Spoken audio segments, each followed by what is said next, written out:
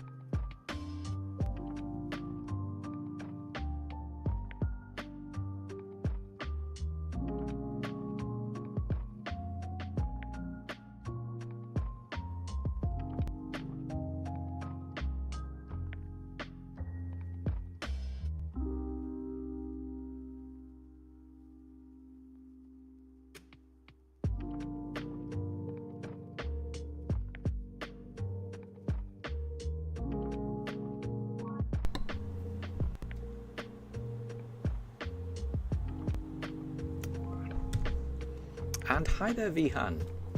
I hope you're doing well. How is this possible? How is what possible? But I hope you're doing well. How is the stream possible? Whenever you start watching YouTube, I go live. That is strange. That is strange. I promise it's not on purpose. But whenever I do stream on a weekday, it's usually around this time, because I finish work at, it's now 5 p.m. In the UK. I finish work at 4 p.m. So whenever I work from home, like today, you know, after I've walked the dogs, after I've got them fed, after I've had my evening meal, it's usually around this time, which is when I can start my stream. So this is the usual time that I'm able to stream on a weekday. Weekends are different, obviously. I don't have to work, so they're a little different. But if I'm streaming on the weekend, if I'm streaming on a weekday, it's usually around this time. I'll be doing 100 encounters, which should take me about 2.5 hours. So we've got through 3 of them. We've got through 4 of them, I should say. No shiny just yet. 96 more attempts to go, though.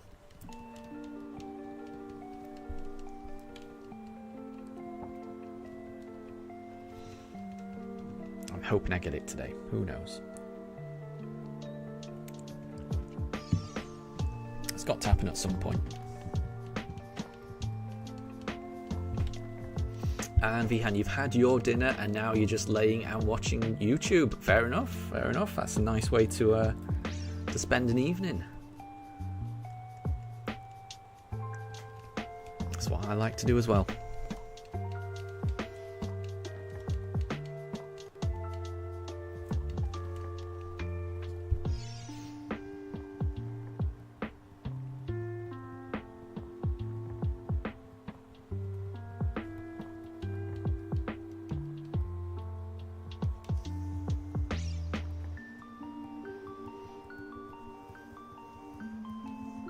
And what did you have for dinner, Vihan?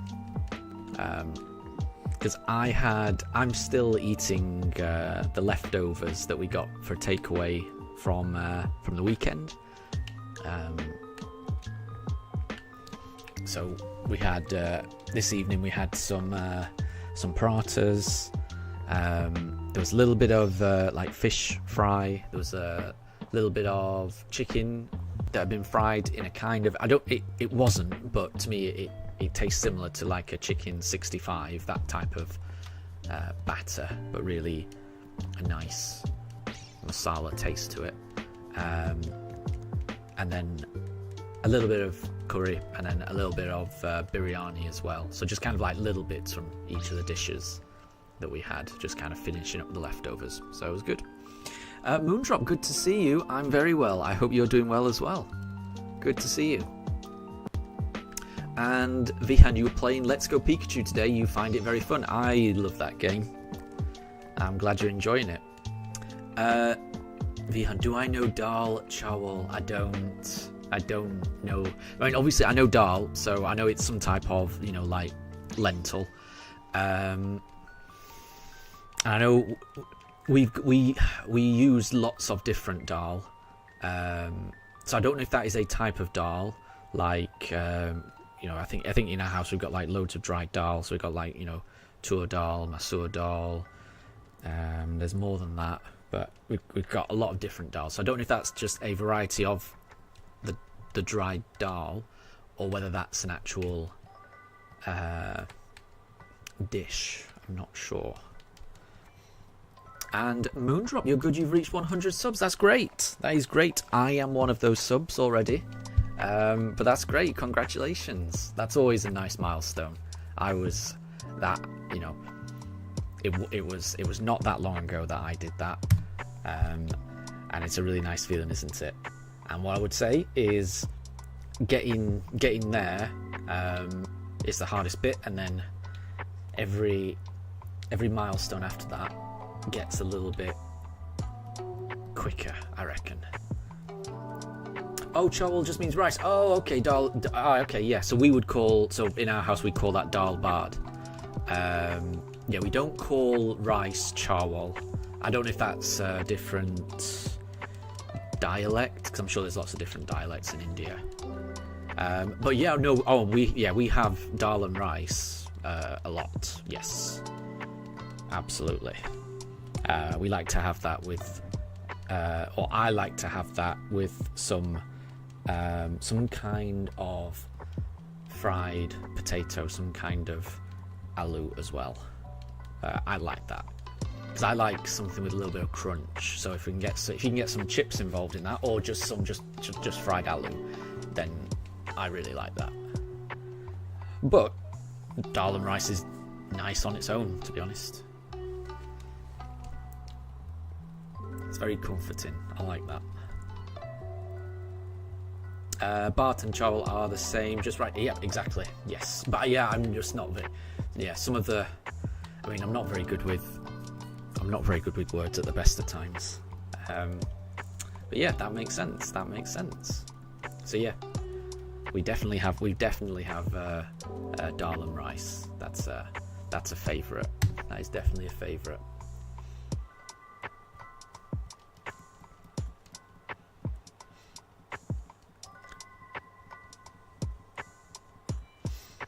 And Moondrop, by the way, fun fact, did you know that the dress looking or hair looking on Hatterene is its arms? I don't think I did know that. I thought Hatterene had a hat. So I don't think I did know that. Let me have a look. I'm just going to bring up a picture so I can have a look. Let me have a look. Hold on. Let's have a look at Hatterene.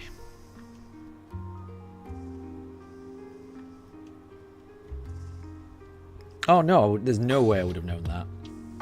The dress, maybe. I wouldn't have known the hat, definitely not. Or the hair type thing. I definitely wouldn't have known that. Oh wait, no, I guess the hair does... Yeah, the hair kind of becomes the dress, doesn't it? But no, I wouldn't have known that was its arms at all.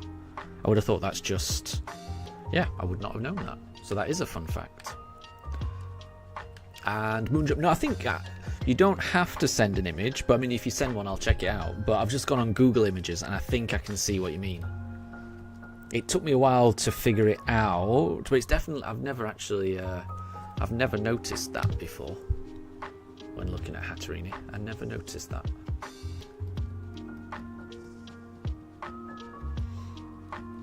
Ah, okay, if you show me what it looks like with its arms or its hair up. Yeah, sure, because I don't think I've seen that. I only can see it with its, like, down. Yeah. Interesting. Interesting.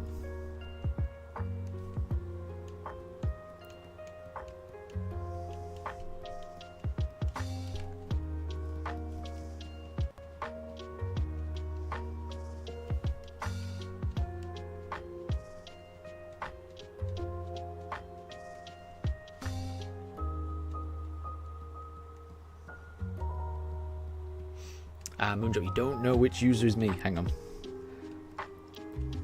I'll have a look.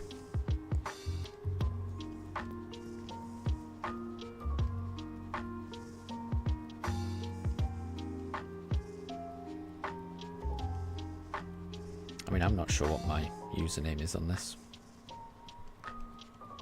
I think I've called myself Pokemon. I think I am Pokemon with Pugs -JJ.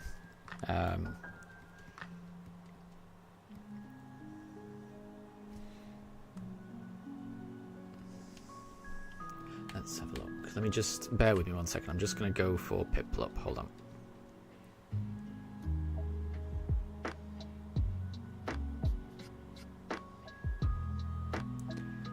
I just want to pay attention to this Piplup.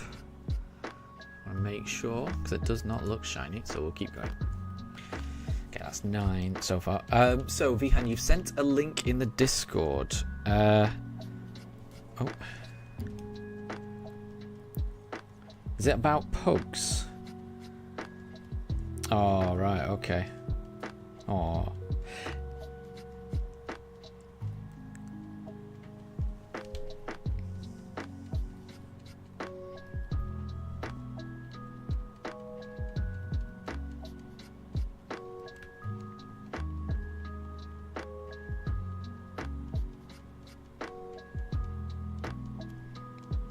Oof.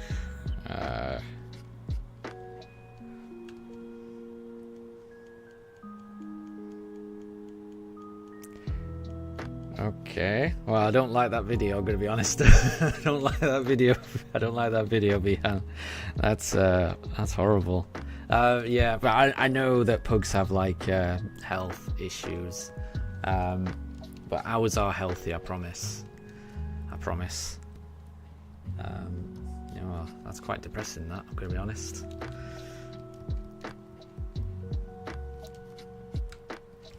Let me have a look. Moondrop, I've got your message. Oh yeah, I can see that. I can see that with it. Yeah, with its arms coming out. No, I've definitely never seen Hatterini like that. So that makes sense. That is a fun fact. And Deb, good evening. I hope you're doing well. I hope you're doing well.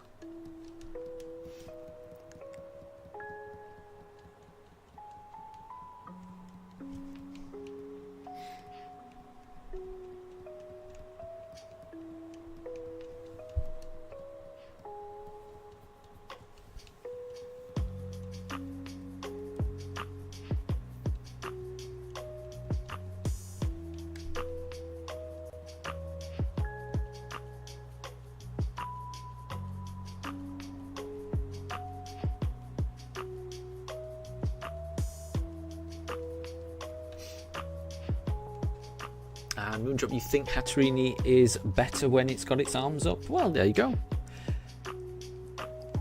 I think it works both ways. I think it works both ways. But it's a cool design thing that I didn't realise. Because it with its arms down, it does just look like that's its dress. Which is, I think that shows it's quite a good design, to be honest. And Deb, you're going to university. Bye-bye hometown. It's exciting, isn't it? You will have a blast. You'll definitely have a blast, honestly. When do you start university? Will that be in September? Because I know that in the UK, that's when universities tend to start. There might be, there might be a freshers' week or two earlier than that, but I think, from what I remember, it used to be September when it started. So I'm wondering, is that the same for you, or will you be going soon?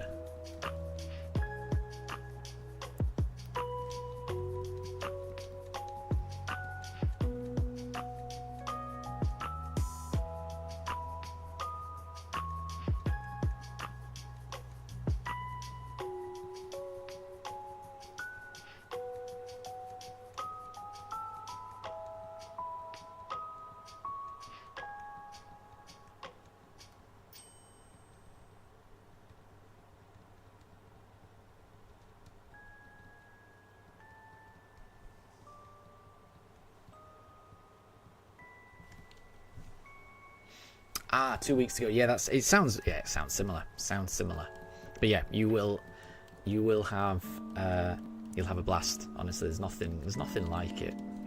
In all honesty, I'm sure you're not nervous, and I'm sure you'll just it won't faze you. But if you are someone who was a bit nervous, because I was, when I went to university, it was I remember being a bit daunted, because it was like, of being away from family, being away from friends, having to cook, having to learn to cook for the first time, having to figure out all these things that I'd never had to figure out before. It helped when you actually get there, because you realise that everyone else is exactly, or there's a lot of people who are exactly as nervous as you are. So there's, when you go there, everyone will be in the same boat almost. So just, you'll be fine, basically, is what I'm saying. Everyone's excited. Nobody knows really what they're doing. Everyone's just figuring out as they go along. So just, yeah. You'll have a great time, honestly. University is, it's the best days of your life, really, honestly. I would, yeah, I'm sure it'll be great. And Deb, the question of the day: will we get the shiny before you go to university or after? If I was a gambling man, I would say I think it's likely to take us longer. I'm not certain we're going to get it in the next 2 weeks, but you never know. Actually, we could get it in the next 2 minutes. You never know. But I think we might still be looking for it. So I'm just hoping that we find it before you finish university. That's that's my aim.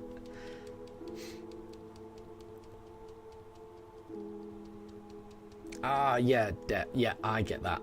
Yeah, exactly. Yeah, I'm not a social interaction type of person either, and yeah, in those, especially those first few weeks of university, you get a lot of social interactions kind of forced on you.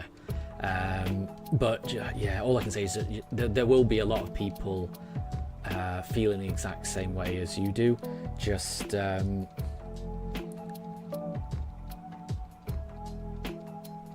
yeah, I guess it's I mean, the whole thing's going to be a little bit out of your comfort zone, because it's going to be out of everyone's comfort zone, because it's, you know, it's going to be a new place, lots to take in.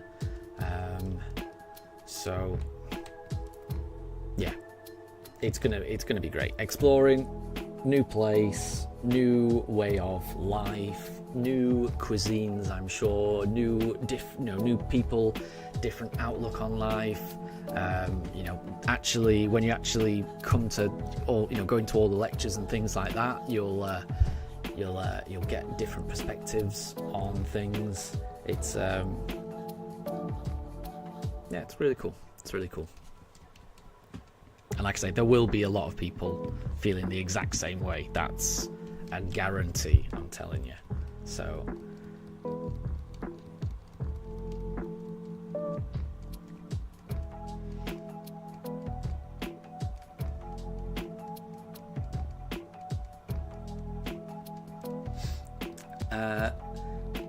and Vihan, you must be the quiet kid, right? If you're talking to me, I definitely am. I'm definitely the quiet person in any friendship group, I would say. Moondrop, you'll be right back. You need to clear all of your Discord messages. My gosh, that sounds like a lot of admin you'll need to do. But yeah, no problem at all. Thank you very much for stopping by.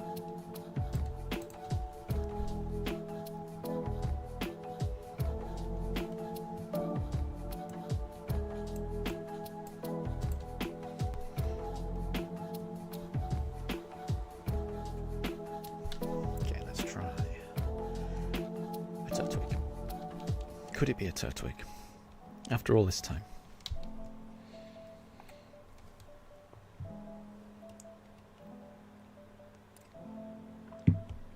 Bah. Not just yet. 85 more attempts. And no problem at all, Moondrop, no problem.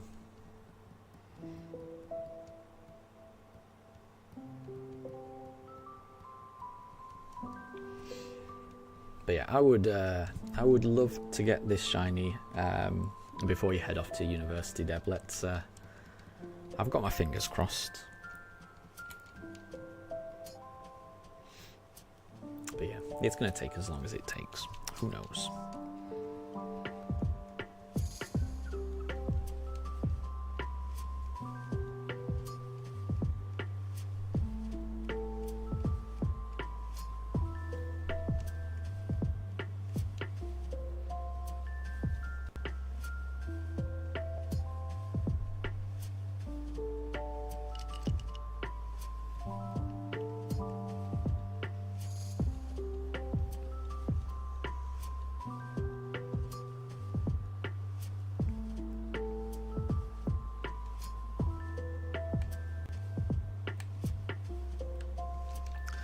And Deb, you're afraid of lectures, you haven't touched books for more than 7 months now. Oof.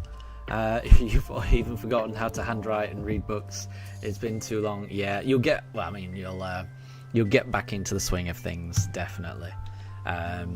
You've just gotta keep going, definitely.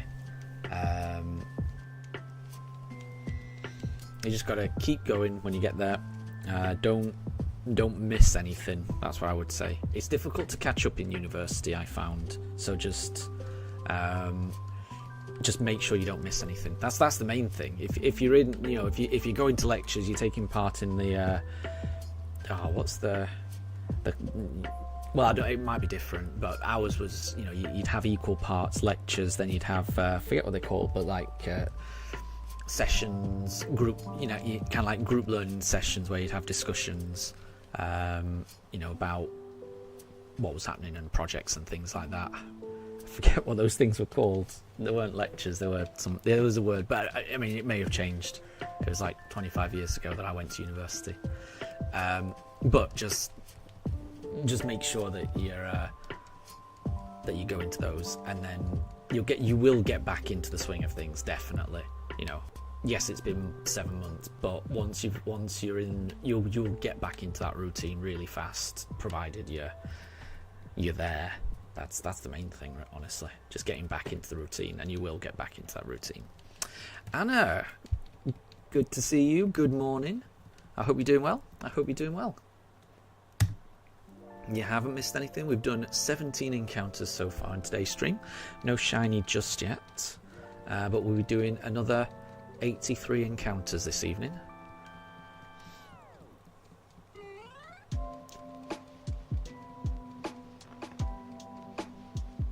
Vihan, you've just noticed that Turtwig has a very small tail. Yeah, I'm trying to think. Yeah, in my head he's got a very small tail. A really tiny one, yeah. A really tiny one. And Deb, you don't know what you will do, but you need to study for a job and earn money. Yep, exactly. That's the end goal, isn't it? That's always the end goal, definitely. And Vihan, you also forget to write if you don't do it for 2 to 3 months. Yeah. I mean, I must say, I've kind of given up on writing. I do write, but only... I mean, I think the only times I write is when I'm like writing a shopping list of things I need to buy from the supermarket. And my handwriting is so bad that pretty much... So I'll write a shopping list for me and my wife. But I'm the only one that can read it because my handwriting is so bad. Like she can barely read my writing because it is just incoherent scrawl. So yeah, I get that. If you don't keep up with handwriting, it can become very illegible. In my case, certainly.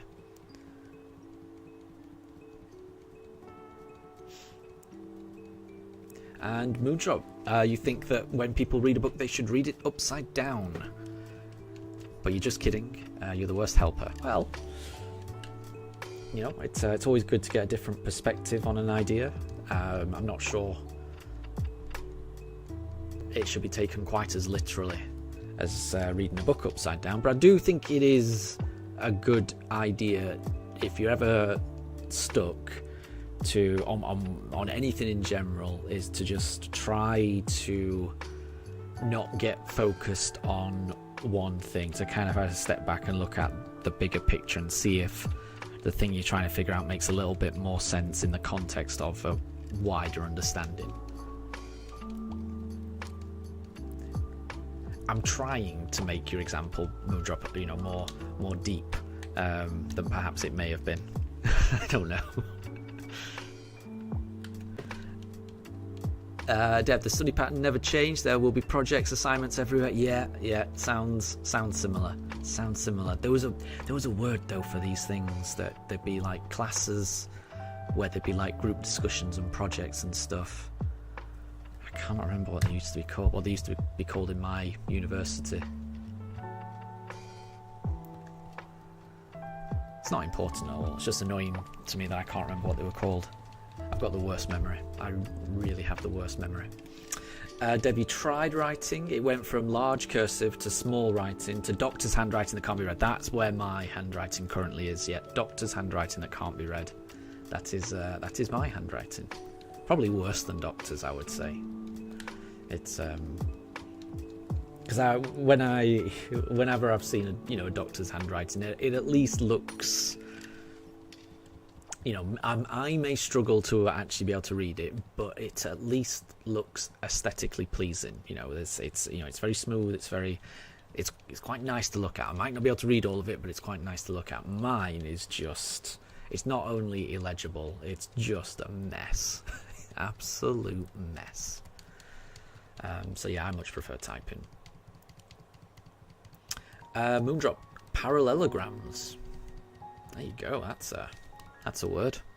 It's a word that I've not seen for decades. Vihan, what's the best and worst starter trio in my opinion? That's a good question. It's a good question. I'm.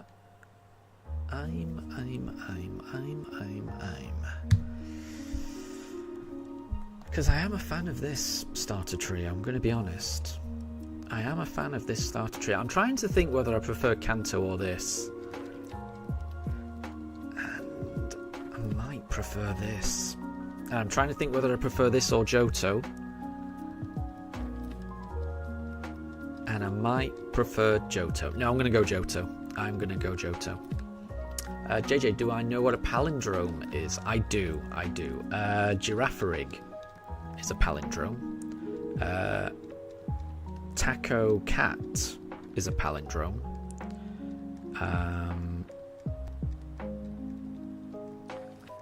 And other things are probably palindromes. I can't think of any more off the top of my head. So that would be my best. Yeah, I think Johto's my favourite. Yeah. I know a lot of people don't like Chikorita, but, I'm allowed my opinion. I love Chikorita. Totodile and Cyndaquil are both great as well. Yeah. Johto's probably my favourite. Least favourite. Least favourite. I mean, only because I don't know them too well. I mean, my least favourite would definitely be, one of the generations from 5, 6, or 7. And a lot of that is I'm not even sure of which Pokemon fall into that. It's like, I know the Pokemon that fall into those generations, but I don't know which are a set. So I think Generation 5 is Snivy, Tepig. What would be the other one? Maybe Oshawott? Is that part of is that all one set? I don't know. I think Snivy and Tepig are the same generation. So whichever generation they are, they're fine. They're fine. They're good, but I don't know.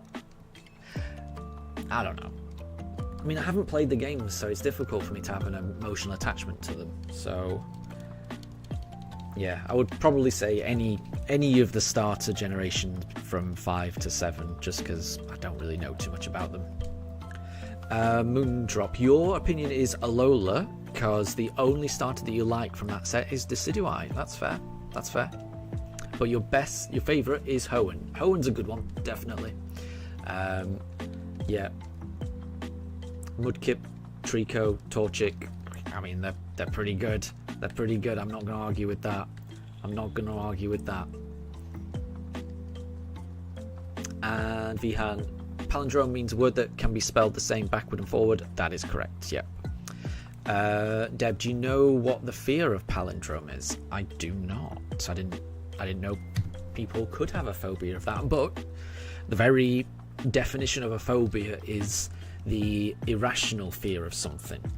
So yeah, I could imagine that there will be people who are afraid of that, because fear does not have to be logical.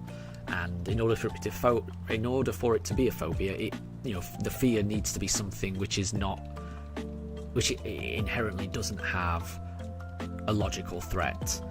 Like, I've been told that there's no word for a phobia of lions, because it's very reasonable and very natural to be afraid of a lion that's about to get you. So that isn't a phobia. Whereas, something like claustrophobia, of just being in enclosed spaces, there's nothing naturally threatening about that.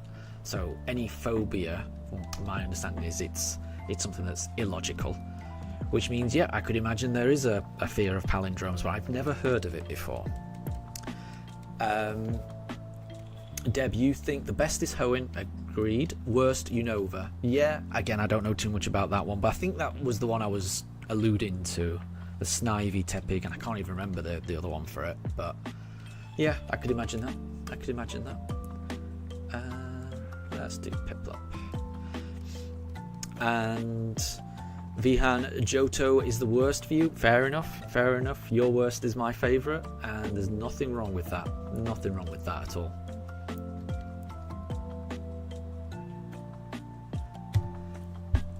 And Katri and Pink Horizons, welcome to stream. I hope you're doing well. Deb, oh, what is that? So a certain word is the fear of palindromes. Yep, which are the same words that are read the front and back, and the word itself is a palindrome. Oh, that's interesting. That's a bit mean. That feels like a joke, actually. That's a bit mean. That is a bit mean. It's quite funny, actually. It is quite funny. I mean, if that's true, then I honestly think that is quite mean. But I'm hoping it's not true, and I'm hoping that's just a joke. Because if someone genuinely is afraid of that, and then they have to, knowing that that is the word for the condition that they have, and being afraid to actually spell out the thing that they're afraid of is a bit mean. It's a bit mean. Deb, so there is a fear for lions, and it's leophobia. Oh, okay, well then maybe I'm wrong. Maybe I am wrong. I remember hearing somewhere that phobias were irrational fears. Well, I mean, in that case, I guess I am leophobic, because I would be scared of a lion. If I saw a lion, I'd be bricking myself. I'm probably scared of bears then as well. What else would I be scared of? I guess if I was in the water, I'd be scared of sharks. If I saw a shark, I'd be afraid. So I guess I've got quite a few phobias then. I didn't realise that there were phobias for things that could actually kill you. I didn't think there were phobias for things that people really should have a very instinctual fear of. So that's interesting. Vihan, you saw Wayfarer's video where he got a shiny Vulpix at 24,000 encounters. I know. Yeah, I've been watching Wayfarer's videos for quite a while, and I remember that he was doing a shiny only run in either Pokemon Sword or Pokemon Shield. I can't remember which, and he wanted to do quite varied shiny hunts, which I really like. I like the idea of kind of doing different shiny hunts and not doing the same shiny hunt over and over again. If there's different ways to encounter shinies, then Wayfarer tends to prefer doing things like that, just to make the run more varied. And one of the more interesting ways you can find a shiny in Sword and Shield is to when you go into the third gym, which is the fire gym in Motorstoke, you have to do like a little test before you can face the gym leader Carbu, and the gym test involves running into bits of grass, encountering a wild Pokemon, and defeating it or catching it, along with a trainer from the gym, something like that. I forget the actual way the gym test is meant to work, but it's something like that. So basically there's 3 patches of grass, and you can encounter wild Pokemon in these patches of grass, and when you encounter these Pokemon, there is a chance, 1 in 4,096 chance that Pokemon is shiny. So it's the same odds as what we're doing here, 1 in 4,096, and Wayfarer ran into those patches of grasses around 24,000 times without encountering a shiny until it finally appeared. And that's massively over odds. I don't know the exact thing. I think it might be 6 times over the odds, something like that. It's crazy unlucky that he had to go through that, and that would have taken a very, very long time. So I'm praying that this hunt doesn't go anywhere near. I'm hoping that I'm not anywhere near as unlucky as that, but those odds were the same. 1 in 4,096. That's the same odds I'm facing. So it is technically possible that we go that high. I hope it's not going to happen, but it's possible. Oh, and Katri, you're getting closer and closer to your 3DS and Pokemon Sun. Exactly. Every day gets you closer to Christmas. Exactly. And Hiso, good to see you. Good to see you. I hope you're doing well. And Katri, it's time for a ROM hack. Makes sense. I hope you have fun. And how is everyone, Hiso? I'm really good. Work's been busy, but it's nice to finally be done with work and able to... sorry, I'm just looking at a wasp that is currently on my ceiling lamp. I'm okay with it being up there, but if it starts buzzing around my head, then I'm going to have to get something to whack it with. But at the moment, it's fine where it is. Apologies for that. But yeah, no, I'm really good. I had a busy day at work, but I'm glad I'm able to relax, do some shiny hunting, maybe find a shiny, and hang out with my pooches.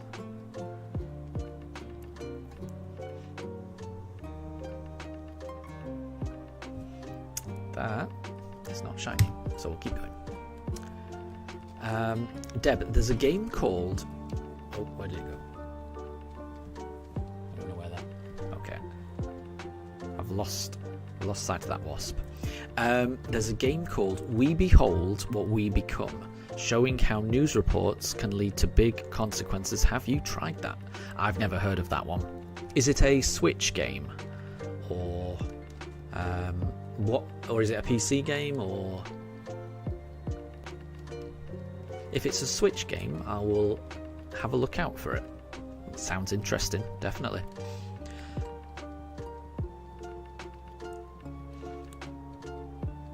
And Alicito, welcome to stream. Thank you very much for stopping by. You remember when you got your shiny Chimchar in Brilliant Diamond. Thank you very much for the good luck. And you've still got it on your save file at level 100 exactly. I could only imagine. Well, I mean, when I finally get it, this is gonna be the Pokemon that means the most to me in the world. So yeah, I could only imagine what it's gonna be like when I do find it, and I will treasure this Pokemon. Alicito, do you remember how many encounters it took you at all, or were you not counting when you got it? I'd be interested for my own sanity. I'd be interested how many encounters it took. And Deb, it's a website game. Okay, very short. I'll try and check it out. It's tricky. It's tricky for me to find time to play on the PC. If it's something I can play on my phone, maybe then. But yeah, it's really difficult for me to find time to play on the PC because, you know, when I'm on the PC, I'll probably be thinking, well, I should be shiny hunting really. And then when I'm relaxing, I'm nowhere near my PC. You know, when I'm relaxing, I'm downstairs, and that's when I'm most likely just to chill out and play a Switch game or watch some TV or something. I used to play PC games all the time, or play games, you know, on the PC. But maybe it's something I can play on my phone. Maybe I'll try and check it out. So apple cider vinegar in a shallow dish, covered by a thickish funnel, will attract them into the... Oh, you're talking about wasps. I had no idea where that was going. Sorry, I'm just going to carry on reading. Apple cider vinegar in a shallow dish covered by a thickish funnel will attract them into the top and they can't get out. They will drown happy and well fed. Oh my gosh, okay. That is good to know. I mean, I can't see it now, so I've no idea where it's gone. I mean, if I can't see it, I'm It's fine. It was only if it was like buzzing around my head I was gonna get a bit annoyed. But yeah, if I can't see it, it's fine. So I'm okay with it. As long as it's out of my sight, I'm okay with it. Alicito, you don't actually remember that well, but it was either the same day from morning to night or the next day. Whoa, well done. Well done. Well done. No, that's good. That is good. And that's the thing, it can happen. It can happen the same day. It can happen the next day. I remember watching Wayfarer's video on his shiny only run in this game, and Wayfarer got it the same day as well. And on my very first stream, I found a shiny Starly. It was just as likely that a shiny Starly would appear as a shiny starter. So it is possible, definitely. Just hasn't happened for me just yet, but it's definitely possible.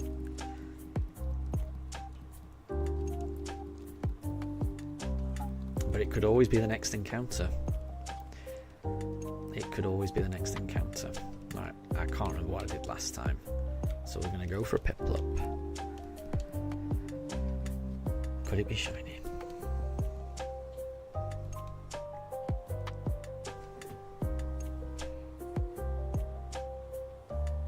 It does not look shiny.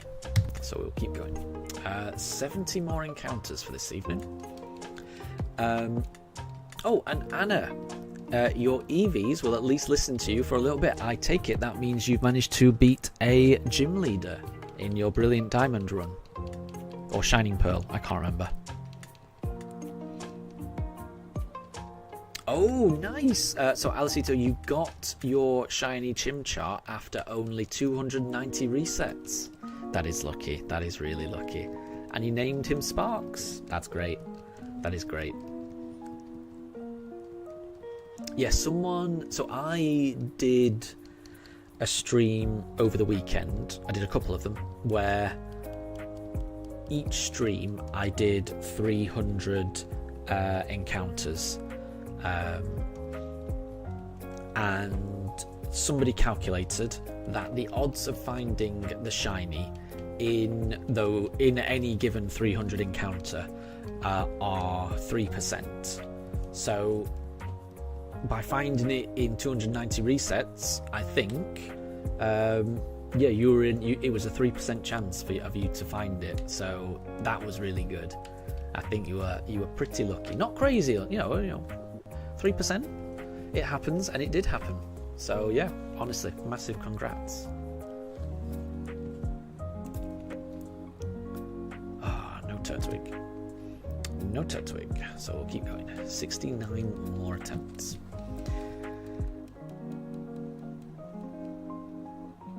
Oh, Deb, what was the game name that I use the music for and farm and build that's similar to Minecraft? So, the name of the game is Stardew Valley. I know I said it's similar to Minecraft. It's not similar to Minecraft, really. It's not at all. So what I want to say is, don't try it thinking it's similar to Minecraft, because it's not. It's similar to It's similar to games like Harvest Moon, farming games, really. I think I said it's like Minecraft because you have a farm, you dig plots, you design it the way you want it to look. You can have animals and things like that. I'm sure there are elements that are similar, but there's a plot to it, there's story, there's characters that you interact with on a day-to-day basis. Stardew Valley, that's the one. But I just want to say, I know, I'm pretty sure I did say that it's similar to Minecraft, but there are certain tasks you have to do in Minecraft, like, gathering resources and things like that you do have to do in Stardew Valley. But to say the gameplay is similar, I think that was a stretch so that's on me. I probably shouldn't have said that it's similar, because it's not. But it's a wonderful game, honestly. Ohiso says Stardew Valley is similar to GTA 5. Yeah, I'm sure there are elements that, there's a storyline to it. There's you can get weapons, I'm trying to think of other similarities. There's not many other similarities between Stardew and GTA 5. It's a farming game. It's a farming game that goes beyond... No, it's just a really well-made farming game, honestly. If you've ever played Harvest Moon, it's like a souped-up version of that. But what I will say is that Stardew Valley is created pretty much by one man. So one man has designed that game, you know, coded it, composed all the music, done all the artwork, done all the plotline dialogue. That is one man's life's work. So it's a really good game, but it's also a labour of love for one person. And to me, it comes through. It's a very, you can tell that the creators put a lot of love into that. It's not it's not a cynical game. It's not a cash grab game type thing. It's just a really well made game. Honestly, it's all I can say. And Force Classic, thank you for stopping by. You think we're going to get it in this stream? Thank you. I appreciate it, and I love the optimism. I will say that today's stream is a short one. It's not, you know, it's not like my weekend ones where I'm streaming for 8 hours. This is just a 2.5 hour stream, just something little that I do after work. We will be doing 100 encounters. We've already done 33, so we're going to do another 67. So we've got less chance, you know, in today's stream than we had over the weekend, but we only need one briefcase to be shiny, so there's always a chance. And Alicito, I almost missed that. You went for Shiny Dialga at 1,229 resets. That's awesome. I do want to do the Shiny Box Legendary when I get to that point. So I'm looking forward to that. That will be another reset hunt, which could be bad, but the resets will be nowhere near as slow as this. So I'm looking forward to that. And Anna, it was Rourke that you beat. Nice one. And Vihan, no problem. Thank you very much for stopping by. You're going to go and beat Lieutenant Surge in Let's Go. Well, good luck. I hope you have fun.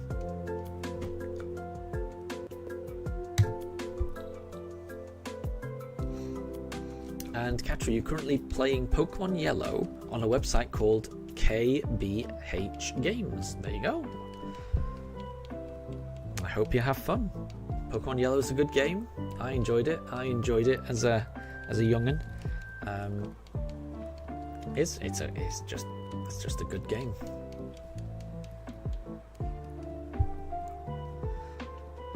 And Force Classic, what's my opinion on Legends ZA? Well, I'm definitely looking forward to it. I loved Legends Arceus. I am a little bit concerned about the setting. You know, it's all set in one city. I am a little bit worried about that. I'm hoping that the city is absolutely massive, and not only that, I am hoping that it's designed in a way that wherever you are in the city, it feels distinct and it doesn't just feel like... So what I'm worried about is that, you know, you walk past the building and it's the same build. You have to walk past the same building repeated a million times and everything looks the same. So I'm a little bit worried about it, because one of the things I liked about Legends Arceus was, you know, being out in the wild, sneaking up on Pokemon, just exploring the wilderness, and, you know, wild Pokemon being around who were a threat and who could hurt you. It makes a little bit less sense for wild Pokemon who can hurt you to be present in a bustling metropolis. So I have my concerns and I've got my reservations, but it's mainly around the setting. I was just hoping for more wilderness, honestly. But I like the combat, the way that the combat looks.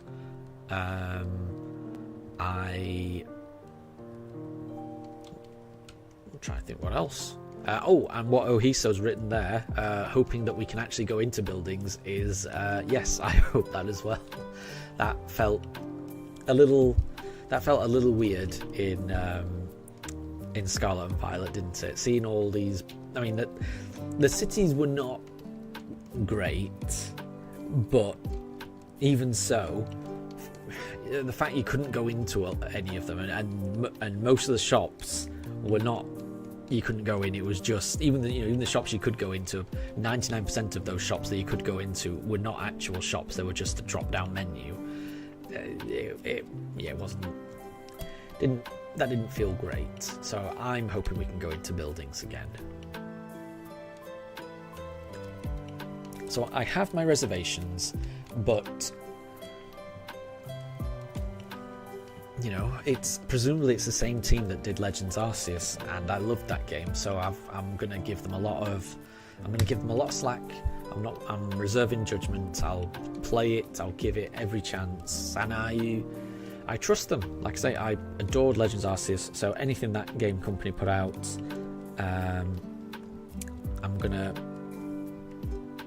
I think I'm gonna enjoy it.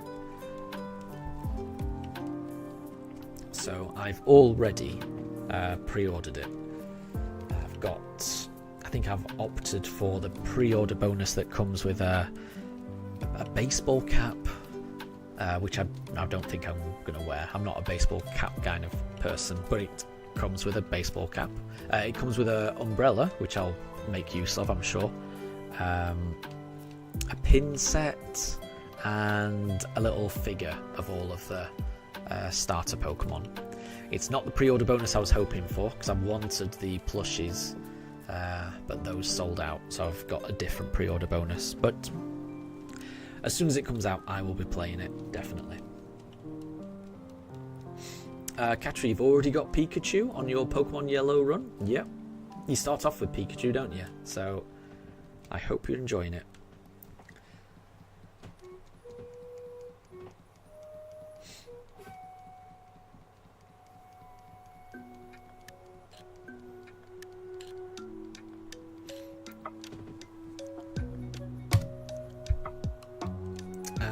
Deb, start the game, begin your journey in a quiet little town, wake up early, water your crops, don't forget to pet your animals, talk to NPCs, they all have stories to tell, you'll make many friends along the way, maybe even fall in love, head to the beach, fish with Willy, deep conversation with Elliot.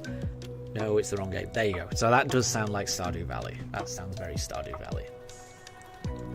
And Force Classic, Dragonite is your favourite Pokemon, so for them to get a Mega is really cool. You're going to shiny hunt Dragonite. Nice one.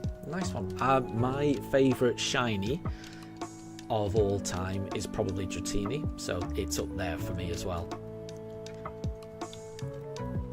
So I was happy about that. I can't wait to see what Mega Dragonite's shiny will look like. I'm hoping it's pink, but we'll see. Anna, you think that the GameStop's pre-order bonus are just the pins? Fair enough. The pins do look good. I'm going to be honest, the pins were the main attraction for me. But in order to get the pins, you kind of had to get the whole set. And the pre-order bonuses that I'm getting, they're not free. You have to pay like £15 extra for all these things, but they look fun, so I don't mind paying a bit extra for them.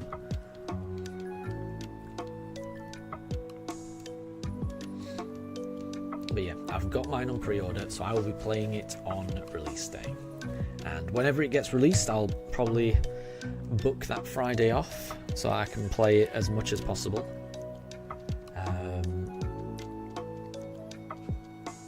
Yeah, I'm certain I'll enjoy it. I am definitely looking forward to it.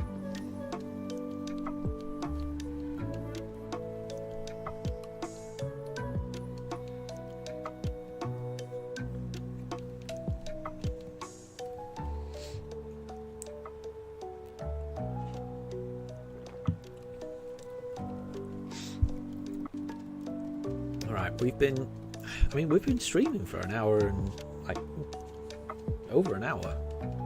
That has flown by. We've got 62 more encounters, so let's see. Well, no, we've been streaming for pretty much exactly an hour. Deb, are we getting a Legend ZA stream and a random starter wheel? So the plan is wherever I am in this run. The original hope was that I would have this run wrapped up by the time Legend ZA comes out, but the longer this has gone on, the less likely that is seeming. So when Legend ZA does come out, I'm probably going to have to just put a little pause on this run. And yes, the plan is that I want to stream Legend ZA. It won't be a shiny only run because that could take a very long time. It'll just be a run through of the game, my first impressions of it, and yeah, just a way for me to remember how it felt to play the game for the first time. Because I've always wanted that. I've always wanted to, like, I wish I could look back and watch my first playthrough of, say, Breath of the Wild. But obviously, you know, when I did that, I wasn't streaming. But if I could just go back and watch myself playing that for the first time, experiencing it for the first time, I just wish I could. And I guess that's a kind of benefit and a privilege of being able to stream on YouTube. Because if I stream on YouTube, you know, a game for the first time, then, you know, it's like a little snapshot time capsule. I'll always be able to go back to it and just watch my first reaction to a game that I love. So I'm going to do the first playthrough on stream, see how I get on, and then once I'm finished with that first playthrough on Legend ZA, then I'm going to come straight back to this run to finish it off. So that will be the next 2 runs. You know, I'm going to finish up this one and I'm going to do Legend ZA, but this run may end up having a Legend ZA sandwich right in the middle of it. I mean, unless we get really lucky and we find this shiny really fast and we find all the other shinies really fast. You know, we've still got a couple of months. It's possible. It's possible. I think it's unlikely that we get it finished before then, but it is possible. You never know.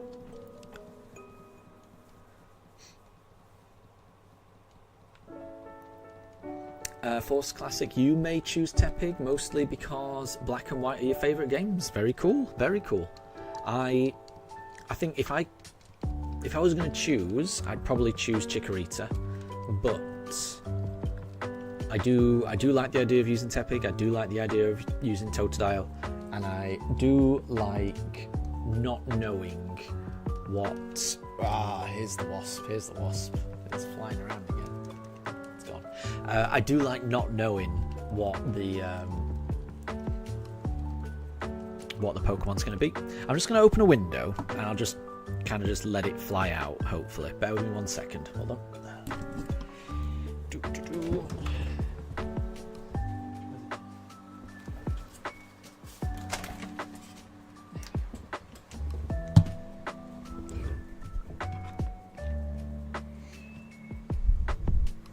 Cool. I've got a window wide open, so hopefully I'll just fly out.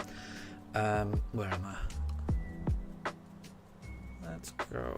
Yeah, so in terms of the starter I'm going to pick for Legend ZA, let's do a Piplup. The starter I'll choose, I think I'd quite like to do just like a random starter, so, you know, doing like a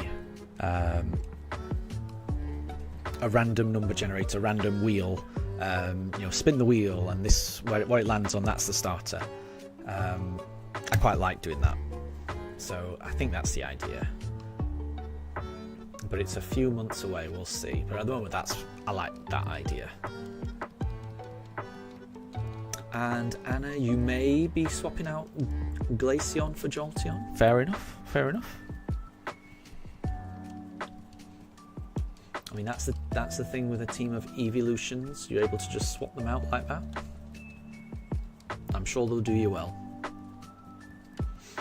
And so you think that we will definitely get this done by the time Generation 12 rolls around? I hope you're right. I hope you're right. I mean, what is it? Generation 12. That's only that's only a decade away. So, I mean, who knows? Who knows? You never know when it comes to probability.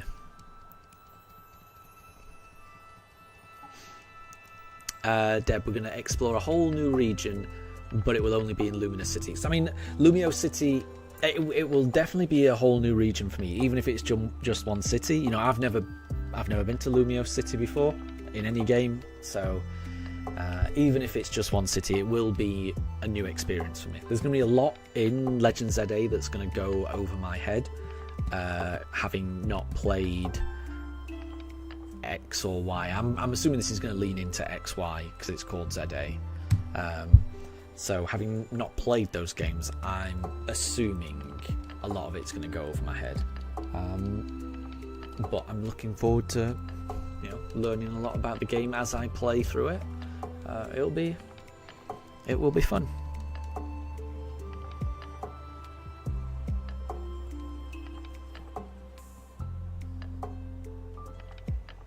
Okay, 58 more encounters. Again, this stream seems to be going very fast.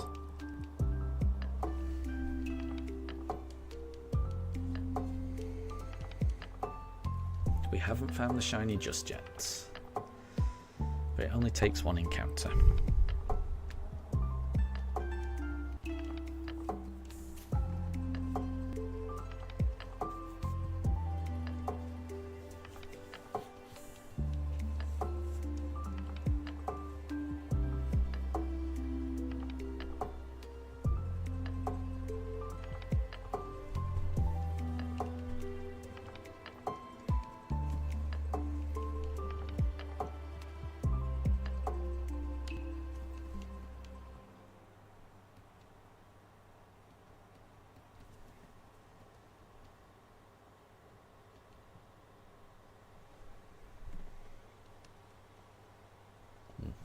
Nope.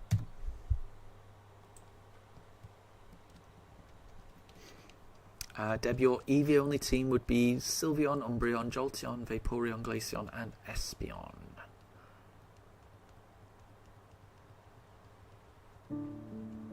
It's a good team. That's a good team.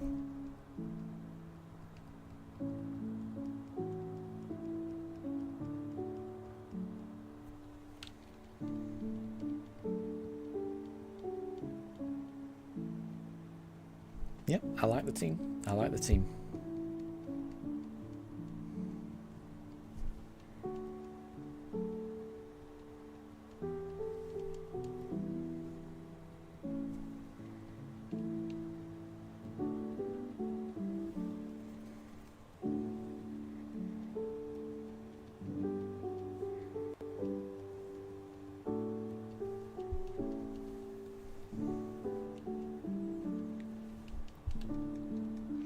I think I'd definitely put Umbreon in my team.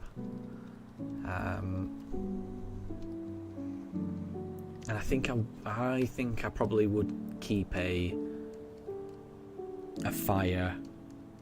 I think I'd go for a fire, water, grass coverage, because that covers quite a lot. So I think I would go for Flareon, Vaporeon, Leafeon. And then that'll be just two more. So what will be the other two?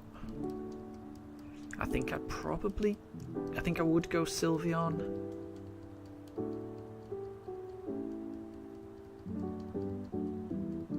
And Jolteon. I think that would round out my team. So I don't think I'd go for Glaceon, and I don't think I'd go for Espeon.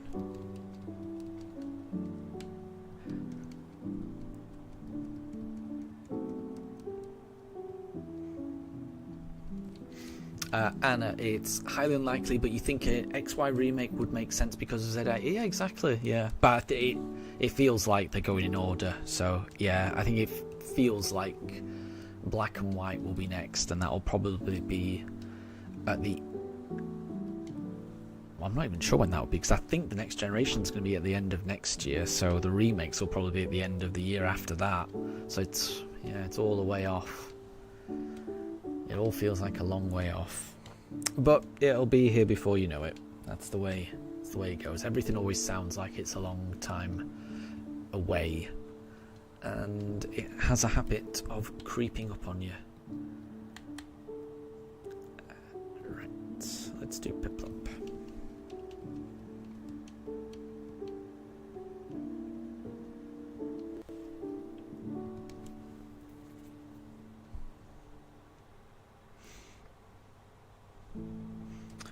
There is no Piplup.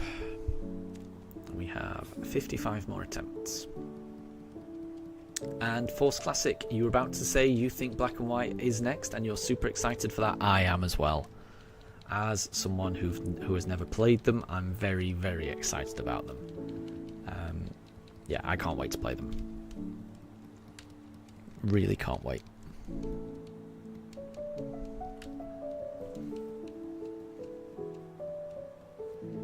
And I'm hoping, and again, whenever I always have higher hopes than are realistic, but I'm aware that there is Black and White, and I'm also aware there is Black 2 and White 2. I'm hoping that whatever they do is they're able to like combine them into one edition, like Black, Pokemon Black and Pokemon Black 1 in like one cartridge, White plus White 2 in one cartridge. I don't know how realistic that is. Sounds probably unrealistic, especially because in these games they just ignored Platinum. But I do hope for that. And Anna, you're hoping for a X and Y remake because BDSP and Pokemon Legends Arceus were related. Yeah, I mean that's true, and they were released around the same time. But I guess we would have heard about it if that was going to happen, around the same time. So it feels like that was just a coincidence. I guess that's how it feels like, but you never know.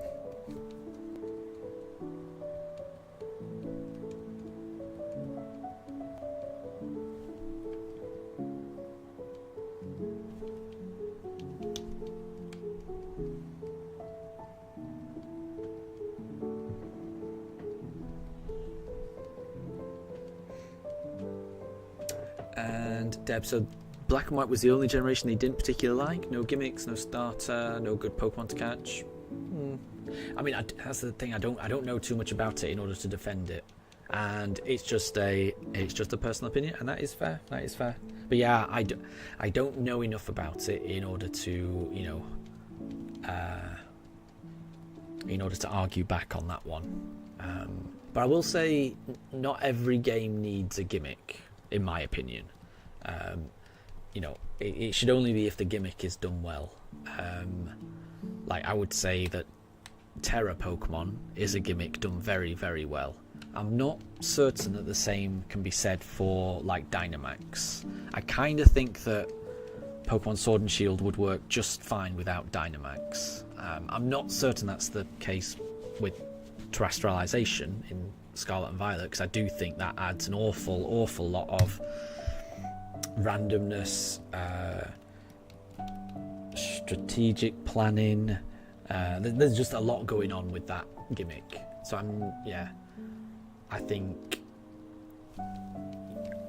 kind of think you don't always need a gimmick.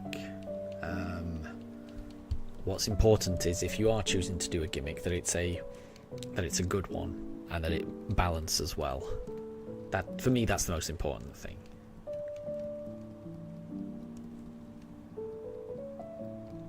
Force Classic says Crocodile. Reshiram looks so good though because of the shiny. Yeah, fair enough.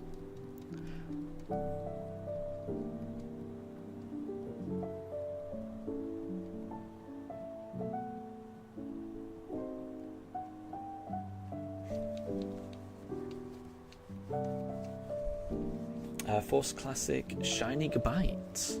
Have you found a Shiny Gabite, Force Classic? If so, congratulations. If so.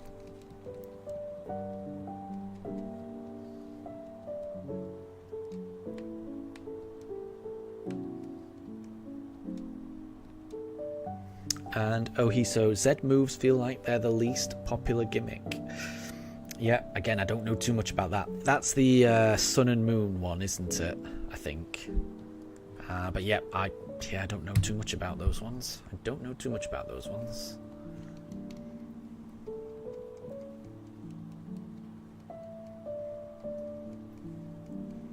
But yeah, I mean, you know, the Pokemon generations, you know, the first 4 Pokemon generations, I don't think needed a gimmick or anything like that. I think they operate just fine without a gimmick. I definitely don't think a Pokemon game lives or dies by its gimmick. I don't think it necessarily always needs it. But if it does choose to have a gimmick, I do think it should be, it should add something to the game. It shouldn't be just a gimmick for gimmick's sake. And I'm not saying that any particular gimmick is, but I don't know. I just can't get over how much I loved Terrestrialization and how I never really felt like that when it came to Dynamax. I mean, the best thing about Dynamax for me was the way that the music changed in the gym battles whenever you used it, and that could have just been when I would have been equally as impressed if the music just changed because it came down to the last Pokemon. That was the biggest, that was the biggest thing that got my heart racing with Dynamax. You know, I did love the gym battles, I really did, and in particular, I loved it. Yeah, when at the climax of the gym battle, the opponent Dynamaxes and the music changes, and it's a bop every single time, and I love it. And Force Classic, you were shiny hunting Gabite or Gibble in BDSP. No way. Well done. That is that's incredible. Yeah, seriously, well done, because that is a 1 in 4096. So well done. That's so amazing. That is so amazing. Massive congrats. So they got the music right in Generation 8 too. Yep, music and Soy Point. I completely agree. I've got the soundtrack to Pokemon Sword and Shield, and I bought the soundtrack to. I bought the soundtrack to all the Switch games, apart from Let's Go Pikachu, and I do think I'm going to get that at some point. But I completely agree. I love the music, and I do think it's important. Generation 8, I love the wild areas music. When the bagpipes come in, but there's loads of music I loved. The Crown Tundra, I think that music's really nice and calm and relaxing, and it's so good. I completely agree the music is important, and I completely agree I think they got the music spot on in Generation 8. But then I think they got the music spot on in Pokemon Legends Arceus, and I think they got the music spot on in Scarlet and Violet as well. I love all of it, I really do. And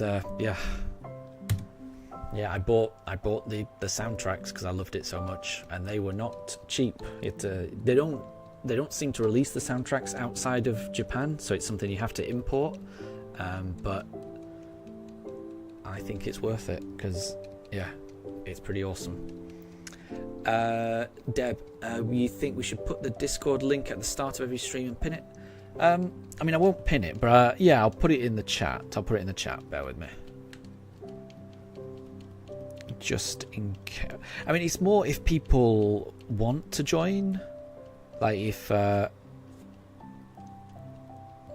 I don't want to force people to join or anything like that. It's only if people want to. But bear with me. And I really do wish that Discord links did not expire. It's so annoying having to generate a new link every time. It's silly that. But I've just popped a link to the Discord in the chat just in case anyone wants it. Although it hasn't appeared on my chat just yet. Have I posted the Discord in the right chat? It's not there, is it? Oh no, have I just posted... I'm worried now. Have I posted Discord link in someone else's chat? Just randomly? No, it's there. Why is it not showing up? Oh. Can anyone else see the Discord link? Because I've posted it, but it's not coming up on my streams chat. But it is on my mobile phone. I don't know how to describe that. Oh. Cloud Taps, you can configure the link to not expire. Oh, okay. Well, fair enough. Well, then I just need to do that then, don't I? I need to mess around with Discord, change the link type to not expire, and then I can just keep it in the video's description. Because that's what I tried to do originally. I had a link in the video description that I just copied and pasted every single time, and then Deb, you can't see it. Right. Let me try it again. Because I'm pasting it. Let me try it again. There you go. Right, now I can see it. Yeah, I don't know why that didn't work before. Because I can see it on my phone. On my phone, I've posted that Discord thing twice, but that's the first time it's showing up on my chat, so I think it's worked now. Thanks, Deb. Thank you for letting me know.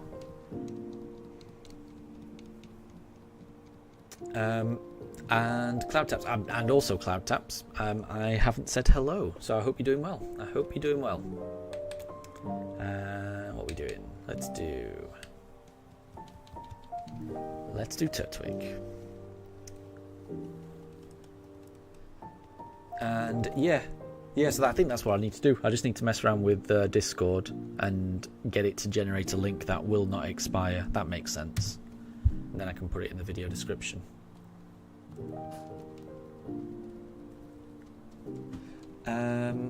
When you generate a link, there will be a small blue text at the bottom saying edit link. Interesting. Oh, here we go. Your invite link expires. Edit invite link. Expire never. Oh, thank you. Thank you, Cloud Taps. Got it. Yeah, so the next time we stream, I'll put that in the video description. Thank you, Cloud Taps. That's done it. That has done it. And Wolf, good morning. I hope you're doing well. I'm being educated on Discord. I'm learning things. You're never too old to learn things.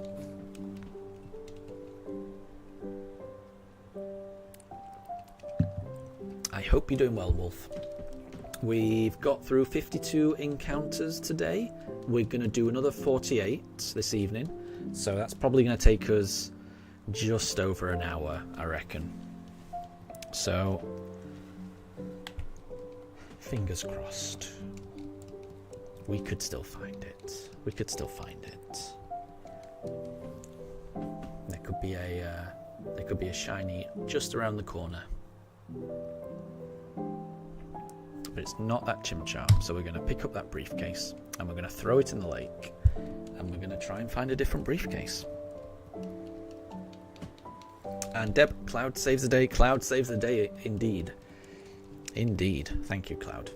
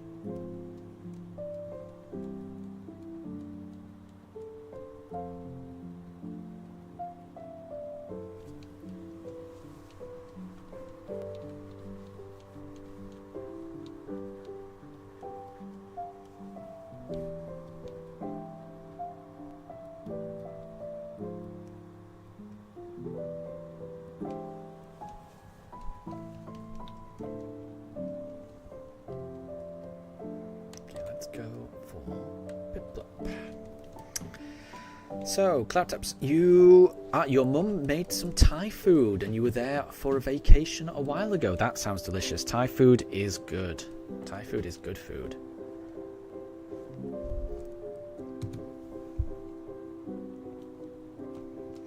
Yeah, that does sound good.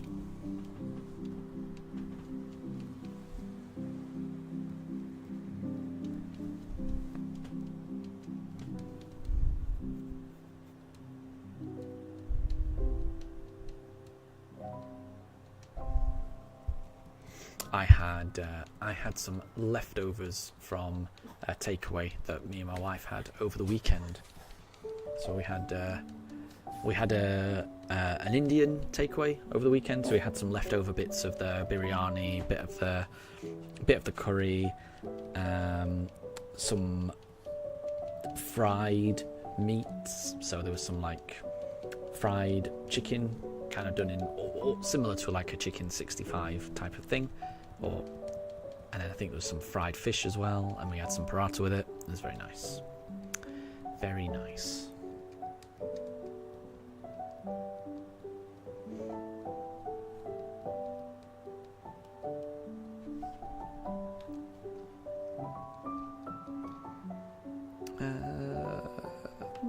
Yeah, let's do Turtwig.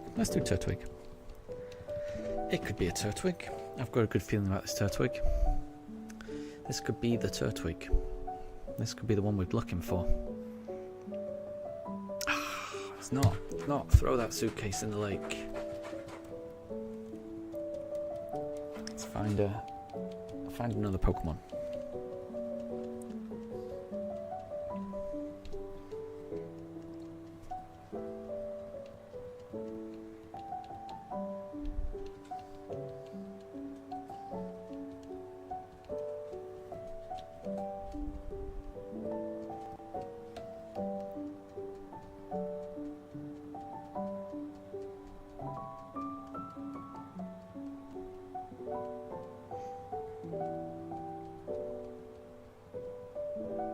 And Cloud Taps, congratulations! You passed your theory exam on your driver's license. Well done, well done.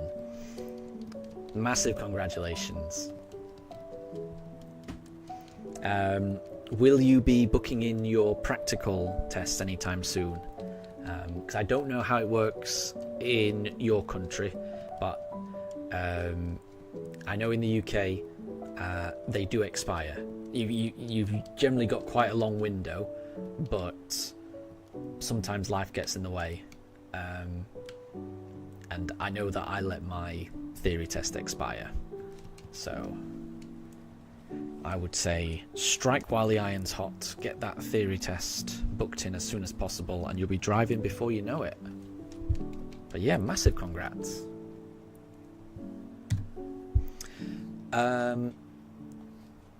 Deb, I should try authentic Hyderabadi biryani or Kolkata biryani. I mean, yeah, I would definitely like that. I'm trying to think if I had a biryani when I went to Kolkata, because I have been. I may not have done. While I was there. But it's, I will be going back to Kolkata at some point. That's where the majority of my my wife's family are from. So that's probably, it's a place I'll, be going back to. So that will be on my list. But then there's loads of food I'll want to try when I'm over there. Ohiso, you started another save file on BDSP, so you can go back and shiny hunt Palkia, Giratina, and the others in Ramana's Park. Nice. I'm looking forward. Well, I want to do Arceus. I don't know if I'll have time to do it, but I do want to do Arceus, definitely. We'll just see. But it's amazing that these games allow you to shiny hunt so many Pokemon. I do really like that about these games. So I'm definitely going to do Palkia. I would like to finish off this stream. The last thing I do on this stream, I would like it to be finding shiny Arceus. That would be my perfect way to end this run. I don't know if it's possible, because if this run does end up taking like a year, I'm not sure I can add on an extra however long it'll take to get a an Arceus, but that's what I want. And Coco, good to see you. No problem, you would have been here from the start, but you're your insomnia wasn't working, but you're here right now. Does that mean you were asleep? If your insomnia wasn't working, and no problem at all. Thank you very much for stopping by. Yeah, you never have to worry about catching the start of a stream or any particular part of a stream. Do not worry. You haven't missed anything, and if you were to miss something, I would make it really clear in the video's title. As soon as we find the shiny, I'm going to rename the stream as being "We Found It," so it'll be really clear whether it's been found or not, so you'll never have to worry about missing anything. Right, let's do Piplup. Let's do Piplup. Come on, we got 43 more goes at this. Surely this is shiny. Surely this is the shiny Piplup. I mean, it doesn't look shiny, but it's not. Okay, 42 more attempts. Cloud Taps, you think you're going to play every region now since you've played Hoenn? You will now start with Kanto and choose Let's Go Eevee to start. Let's Go Eevee is a great choice. A great choice. If you can get over the control method, it's definitely better if you play it in handheld. But if you have to play it on the TV, which, I mean, I prefer to play it on the TV. So, yeah, I don't blame you if that's how you want to play it. You just have to get used to just using one Joy-Con, which is... It's a little tricky to play. It's a little tricky to get used to, and it's a little tricky to play for extended periods of time. Once you get over that, though, it's a wonderful game. It's such a wonderful game. I love those games. I really do.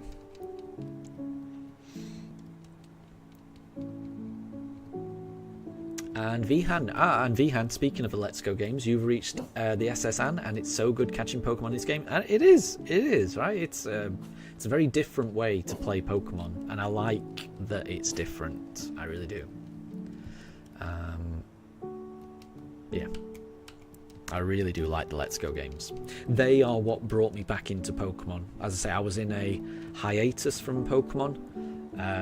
At the time the Switch came out, and just seeing the Let's Go games, seeing how they looked, seeing Kanto in wonderful HD gorgeousness, it rekindled a fire in me for Pokemon that has been burning ever since. So I'll always be thankful for the Let's Go games, honestly. So Ohiso, you will paint us all a picture of your Arceus hunt when you found it. You were lying on the sofa, switch screen in view to glance, watching Clarkson's farm, scratching your ear, and then suddenly, and then your wife, who was in the other room, was able to understand what had happened. Yeah, I would imagine is an understatement. And Coco, you think that this stream that we're in right now will be the stream that we end up renaming? It could be. If we find it, then this stream is getting renamed immediately. It's going to get renamed to "We finally found the missing shiny Pokemon that had been missing for 2 months." I'll probably name it something a little catchier than that, but yeah. I like the optimism. I really do. Because it could be this Pokemon. It could be this Chimchar. It could be this briefcase. This could be the right briefcase. Is it this briefcase? It was the wrong briefcase. Throw it in the lake. Pick another one. We've got 40 more attempts. 40 more briefcases to open up.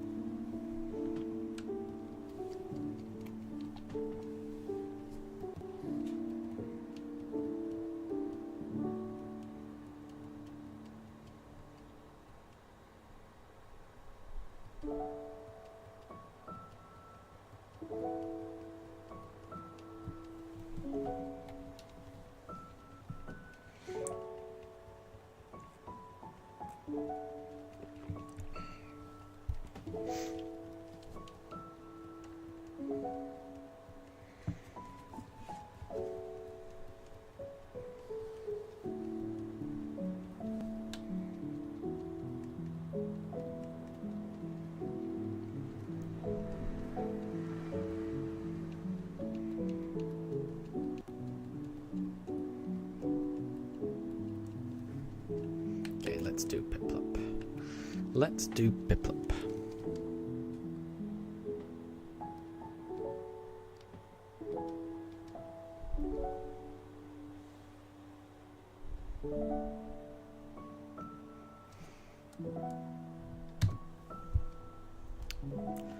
$39 more attempts. That was the wrong briefcase. It was the wrong briefcase. And skills at work. Thank you very much for stopping by. Yep, we have been a little bit unlucky, haven't we? And thank you. I like your optimism. I'm hoping we get it soon. I'm hoping we get it soon.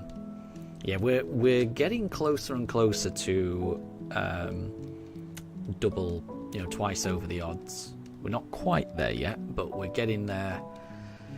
One briefcase at a time, it seems. So yeah, I'm hoping we get it. I'm hoping we get it soon. I'm hoping we get it soon. I'll be doing another 39 more briefcases this evening. We'll have to see.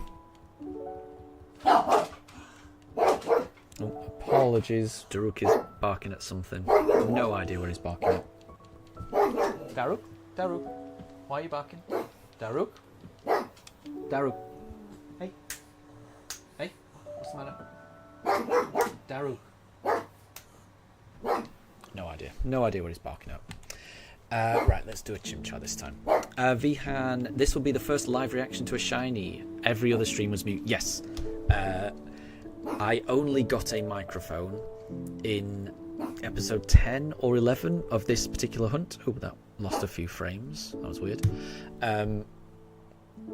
So every other shiny that I've encountered, including the two shiny Starlies that we found at the start of this run, all of them were before I got a microphone. Ever since I've got the microphone, I've not found a shiny. That's only just... This microphone's been a bit of a curse, now I'm saying it out loud.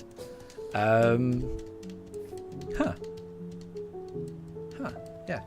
Anyway, so yeah, every other shiny that I've found has been before the microphone. So it was, I was reacting by typing in chat. And you're right, you could see the Pugs reaction when I found the shiny Mewtwo. Yeah, because I did shout and scream a little when the shiny Mewtwo appeared, but because I had no microphone, you can't hear that, but you can see my dogs getting very scared by all the shouting that's suddenly happened, seemingly out of nowhere. So my dogs suddenly get very animated in the shiny Mewtwo video. But yeah, when I do find the shiny, it will be the first live reaction to a shiny. It will be, and I'm looking forward to that. Yeah, I mean, even if we find a shiny Starly, that will be the first shiny reaction. I mean, obviously we won't be able to catch it, but we'll be able to... It'll still be something to react to. Daruk, what's the matter? I don't know. I honestly don't know what he's barking at. Usually I can hear, like, noises outside. And if I can hear noises outside, then Daruk can hear noises outside, which is usually what he's barking at. I can't hear anything. The neighbourhood is silent, as far as I can tell, so I don't know what he's barking at. But he does have better hearing than me, so there might be something he's picking up that I'm not.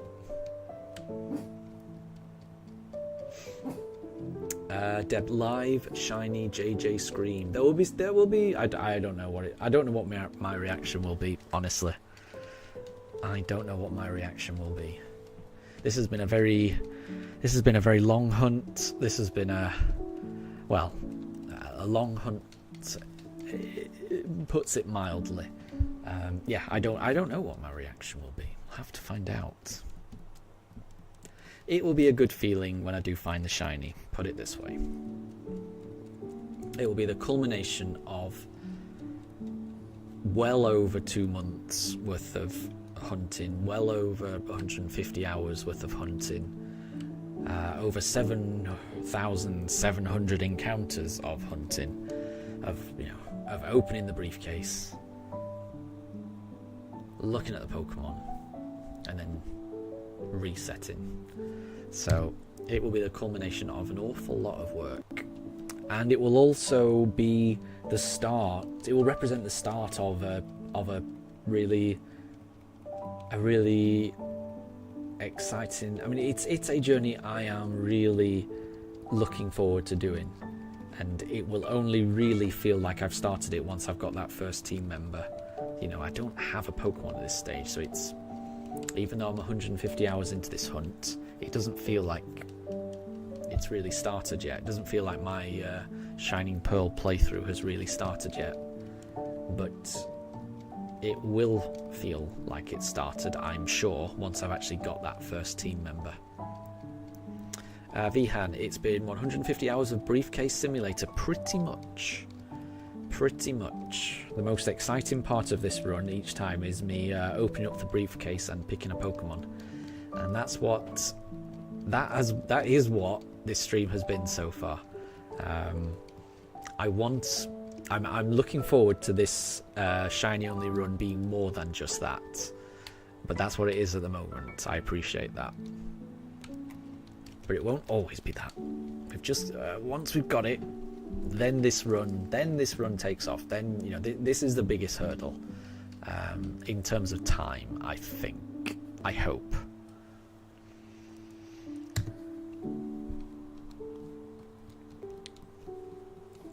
I've got a feeling that the second, third, fourth hunts we do, I just don't think they're going to be anywhere near as bad as this.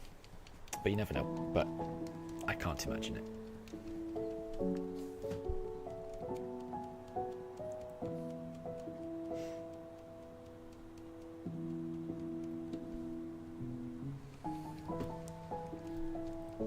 And Ohiso, a best moments compilation incoming.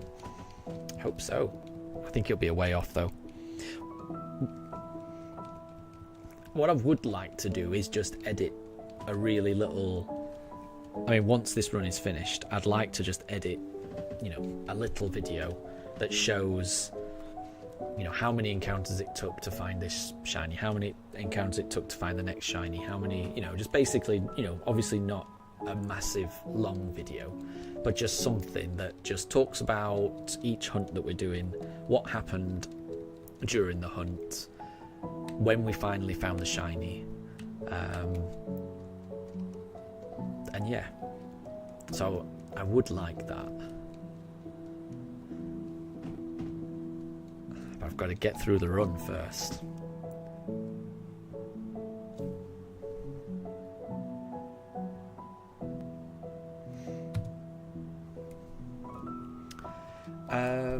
And Vihan, you gave a man 5 Growlithe in the hopes of getting an Arcanine, and the man gave you a Persian instead.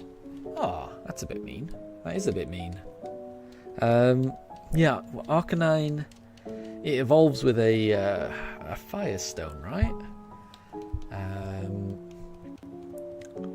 Yeah, and they're kind of tricky to come by, aren't they? If that's the case. You will get a Firestone. You just have to wait a bit longer, I suppose.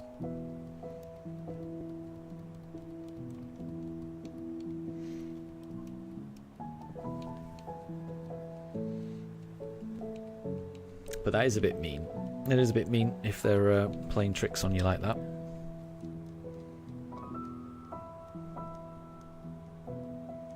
Oh, and Ohiso says that Generation 1 Persian with its super high crit rate is goated. Interesting. Now, I'm going to be honest, I don't think I ever used the Persian in Generation 1, other than just for filling out the Pokédex.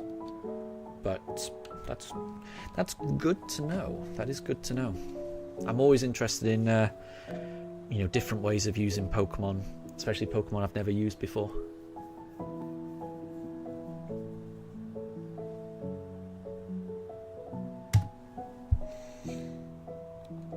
Alright, 33 more attempts. No shiny just yet.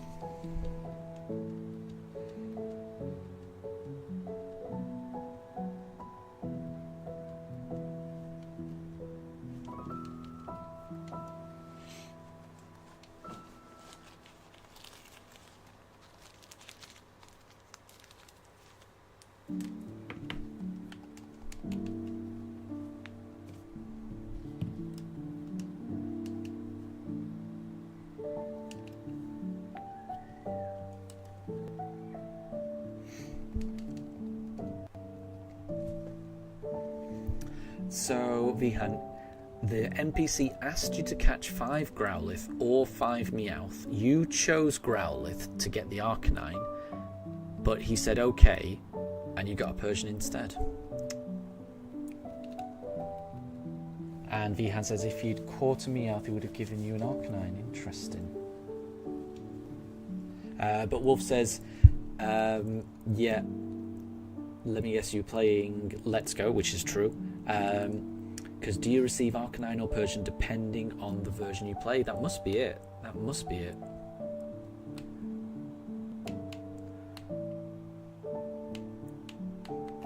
So maybe that's the only way of getting the Persian.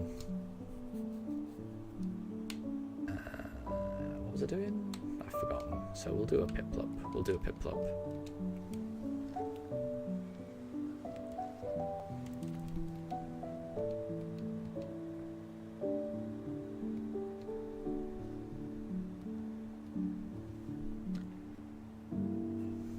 Nope. Okay, 32 more attempts. Oh, that didn't reset. That reset.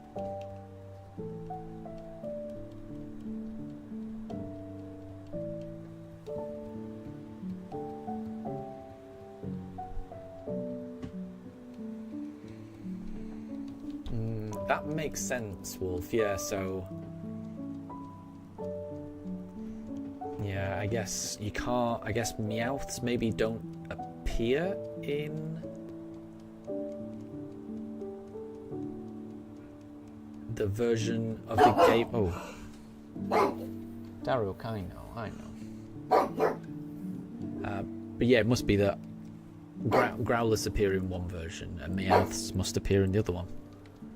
I can't remember which way round it is.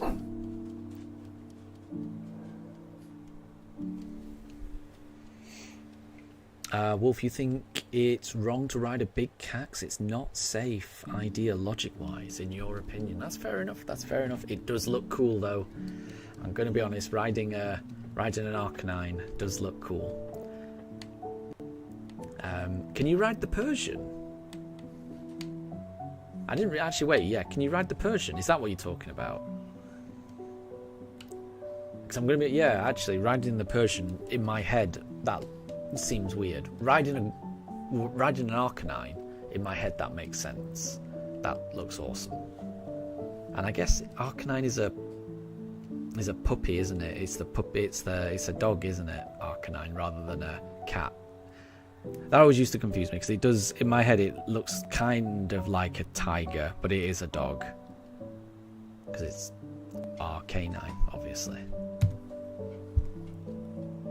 Ohiso says, warm bottom, you would get a warm bottom riding an Arcanine, but you would look cool while doing it. And Vihan, yeah, the Persian is a riding Pokemon. There you go. Okay, yeah. Then I understand. Then I get what you mean, Wolf. I get what you mean. Because, yeah, in my head, riding a Persian does... in my head, it does seem weird. It does seem weird. Deb, you need a Luxray with its gleam eyes. That's super duper awesome. Yeah, when I played Detective Pikachu on the Switch, you get a Luxray as a partner who can help you. And the Luxray's X-ray eye ability is really useful. I agree.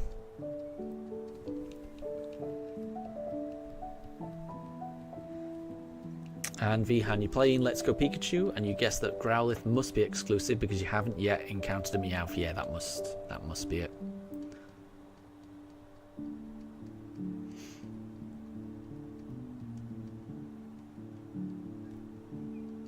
Okay, let's go. Let's try a good old Turtwig. Wolf, you think it's not safe to ride an animal like a cat because it can't... it can't take your weight. Most likely horses would be the safest because they've been adapted. That makes a lot of sense. That makes a lot of sense. They're also a lot bigger, aren't they? And no problem at all, Deb. No problem at all. We'll catch you later if you need to do some chatting in real life. That's no problem. Anna, happy birthday today. You're going to the zoo to see pandas. Oh my gosh. And then you're going to go see Bad Guys 2. I don't know what Bad Guys 2 is, but that sounds great as well. So, is it your birthday today, Anna? I mean, if so, happy birthday. Definitely happy birthday. But the panda you're going to see is the grandson of the original panda that presumably you've already seen, or I don't know. But that's kind of cool. That's kind of cool. Because there's not many pandas, are there? They're very endangered, so it's good that they are... Oh, hubby birthday. I thought it said happy birthday. I am dumb. Apologies, Anna. It clearly says hubby birthday, but I thought that was a typo, or I just can't read properly. Yeah, apologies. Yeah, clearly it's your hubby's birthday. That makes a lot more sense. But yeah, a birthday at the zoo sounds great, and seeing pandas sounds great. So yeah.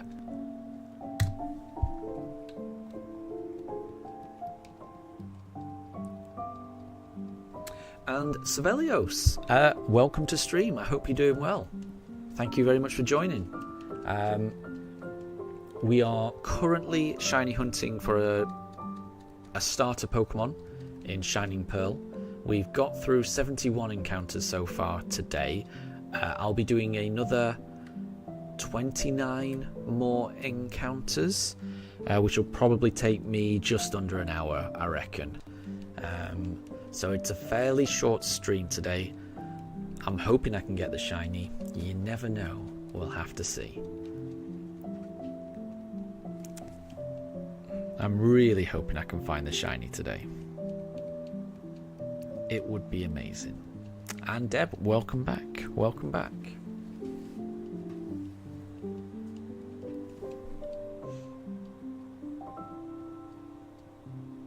Okay, let's do a Chimchar this time. I think I did Turtwig last time.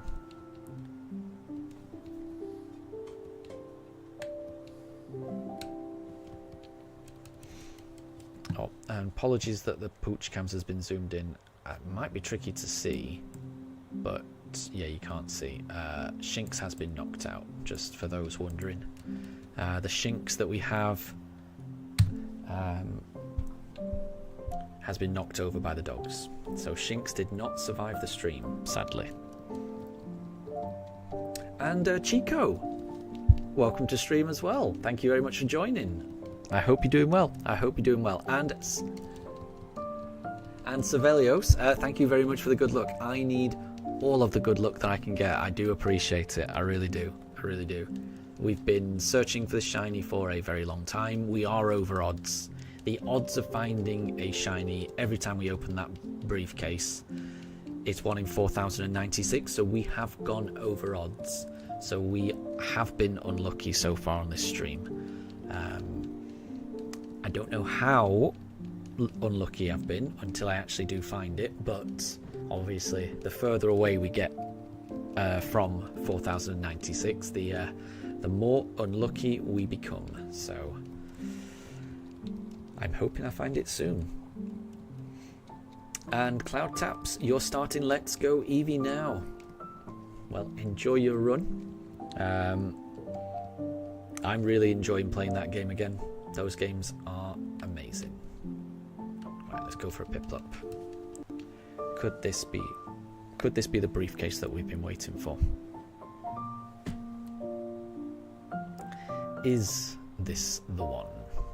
Is this the shiny penguin? It doesn't look like the shiny penguin, so we will go on to the next encounter. 27 more encounters. Vihan, look at the image in the Discord. Let's have a look. Let's have a look. Oh, here we go. That's you riding the Persian.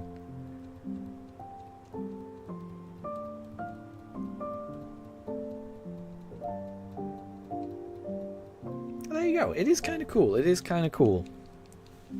I get the impression that it's very fast. I might be wrong, But the Persian looks like it would be very fast. It looks like it would run like a puma. But yeah, nice one.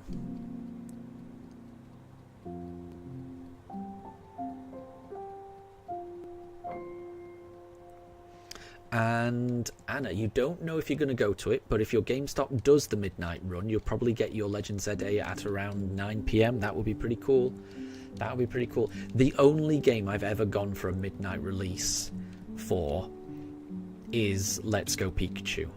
So, you know, I told you Let's Go games were what got me back into Pokemon. You know, I hadn't played Pokemon for a decade before then, but seeing Let's Go Pokemon advertised on Switch, it really made me want it. So I was so excited when those games came out, and I dragged my wife to the midnight release of Let's Go Pikachu, and I got the set that included the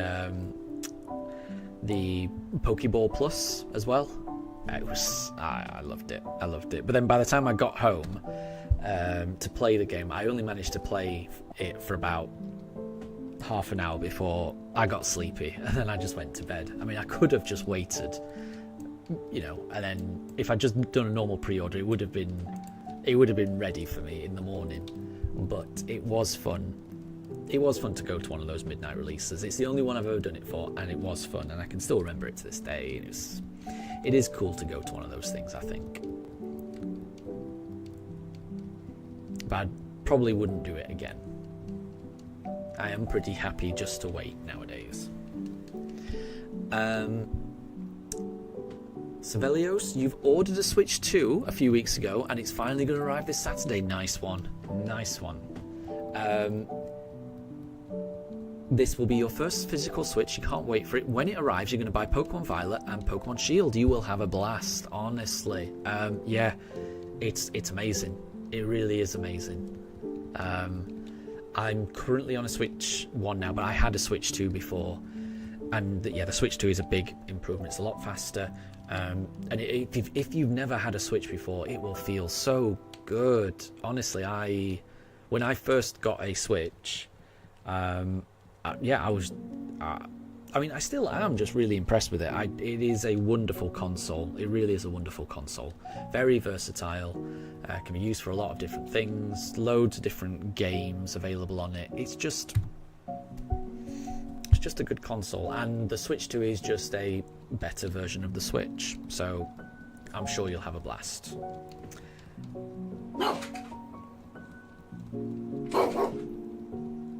And Sevelios, in the post game, you're also going for shiny hunting. Well, good luck when you get there. I would say enjoy the journey to get there. And when you do finally finish the game, then yeah, exactly, shiny hunting is a great way to go. In both of those games, I would say try to finish the Pokédex and get the shiny charm. That will make your eventual shiny hunting a lot more productive. But especially in Scarlet and Violet, you'll be encountering shinies anyway, even without the shiny charm. They're just really fun games. Both of them, they're really fun games. You will love them.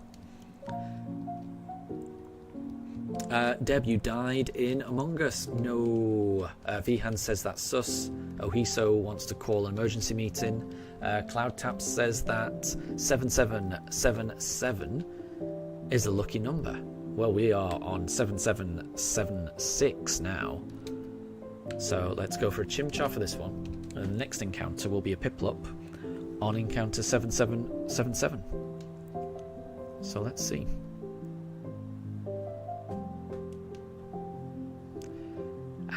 Well, 7776 wasn't lucky. But maybe 7777 is lucky. I hope so. Anna, you got your Switch 2 at 8 p.m. Very cool. Very cool. And Deb, you're the imposter. Oh.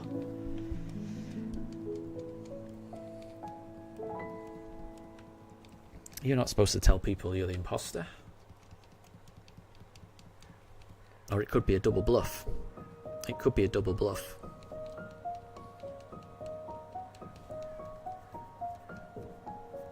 I've never played Among Us, but I have watched videos of people playing it, and it does look like a really fun game. It looks like a really fun game.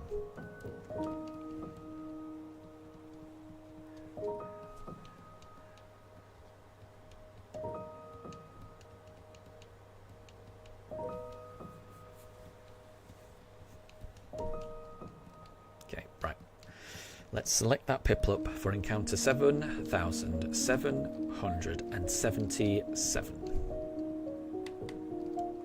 And here we go.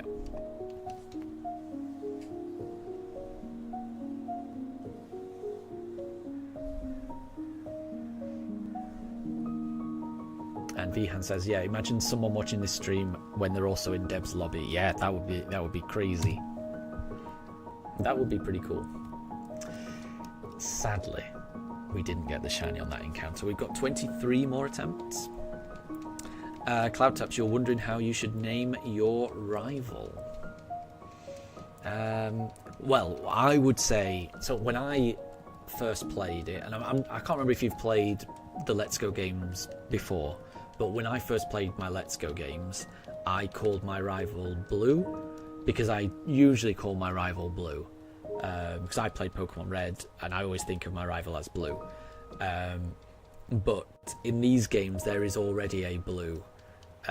So I would say call your rival anything but Blue, because you will end up meeting a Blue. And when I went through it, and I'd called my rival Blue, and then I realised that the character Blue was interacting with my rival who was also called Blue. It was just confusing, and it made me regret calling him Blue, because I didn't know we were actually going to meet Blue.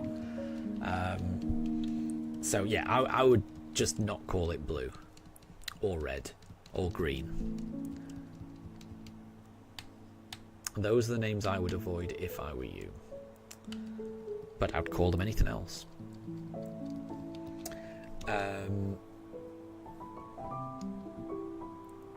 And Lugario, welcome to stream. I hope you're doing well. Where am I from? I'm from the UK. I'm from Yorkshire, northern part of UK. But I don't live in Yorkshire anymore. I haven't lived in Yorkshire for decades. I live down south, but always in the UK. So I'm from the UK. Deb says that no one in the lobby is from this stream. Well, you never know. You never know, Deb. And Saley says the chance of that happening is even more remote than finding a shiny starter in this stream. That is very true. That is very true. But it's not impossible. It's very remote chance, but it's not impossible. Cloudtap says Sapphire for Hoenn and Blue. There you go. Saley thinks you should name the rival Buttfaced or Farts a lot. Fair enough. Those are options, I suppose. Vihan thinks that was a spoiler. I don't think that's a spoiler. But apologies if it was. I haven't said what happens with Blue or Red or Green. Just, you will meet them. What happens when you meet them, I would not say. But you will meet them. And I don't know, I would have wanted to know that. I wish I'd known that, because then I wouldn't have named my rival that way.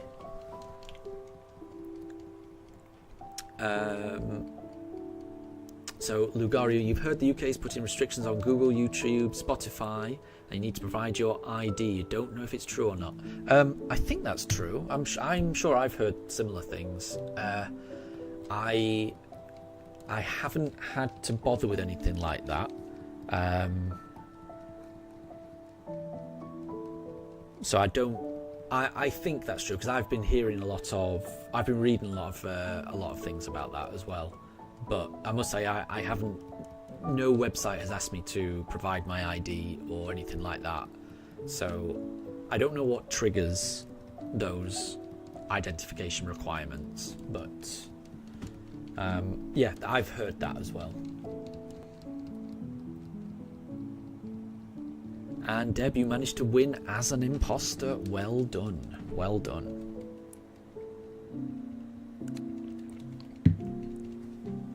But yeah, I'm not crazy about handing over ID to companies that I don't know. I guess I don't have a problem with like YouTube or Google.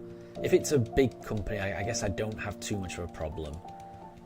But yeah, if it's a small company, I would feel very... I mean, the amount of data breaches there have been, I'd feel very uncomfortable handing over ID to organisations.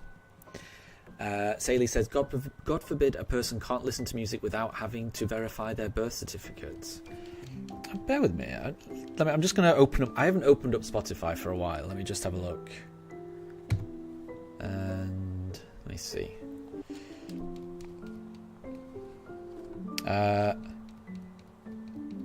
No, Spotify's working just absolutely fine. So I mean, I've heard about it too, so I'm sure it does exist, but my Spotify's working just fine. My YouTube's working just fine.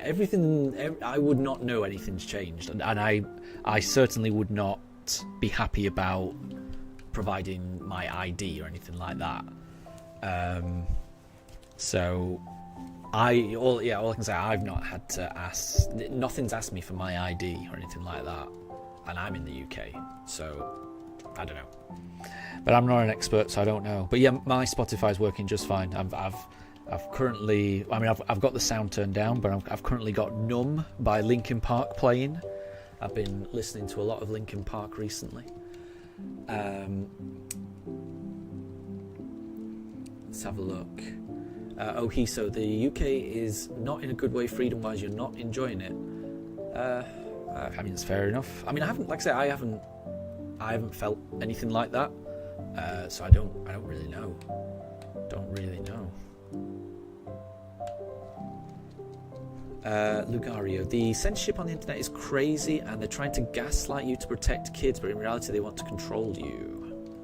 Don't know. I mean, if it is to protect kids, then there is, I'm going to be honest, there's a lot of really weird stuff on the internet, and I do think that people should be protected from the internet to some degree. I mean, I kind of think that what should be taught in school is critical thinking. Like, the schools should teach people to critically think about the information that's provided to you and why a particular bit of information you're receiving, why there may be some bias there. Like, try to think about why that particular source might be saying what they're saying. Is there an ulterior motive? It's something that we were taught in history. I remember when we're in history class, when you'd be going through all of the historical evidence, you were taught to critically analyse. This source here says this, but might there be another reason why they may be saying that? Does that tell the whole picture? And it's about just not taking everything at face value and just critically thinking, checking sources, and just being sensible with information. And in order to do that, it takes a bit of effort, but I think you should be able to do that. And I kind of think there should be, like Cloud Taps, and this is going to be controversial, and I think a lot of people are going to disagree with me here, but like Cloud Taps has recently taken a theory test to operate a motor vehicle. I kind of think there should be some kind of test that you should have to take before you're able to fully use the internet, because I think it should focus on, can you discern the difference between real and fake news? Can you critically analyze the information out there in a sensible and rational way? And if you can't, then I do kind of think it should be restricted in some way, because otherwise you're gonna get caught up in all these echo chambers of I don't know. I worry about the way that information gets to people. But again, I don't know.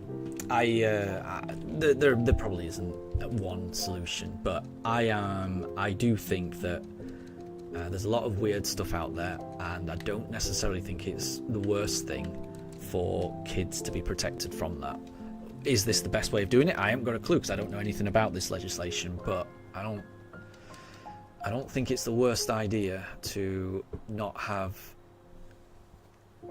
kids exposed to certain bits of the internet. Where are we? Apologies for that little monologue, because I'm pretty sure most people are going to disagree with me because I'm a bit weird, but that's my thoughts. Saley, maybe it's for new accounts. It could be, yeah, because like I say, my YouTube, my Spotify, it's pretty normal at the moment.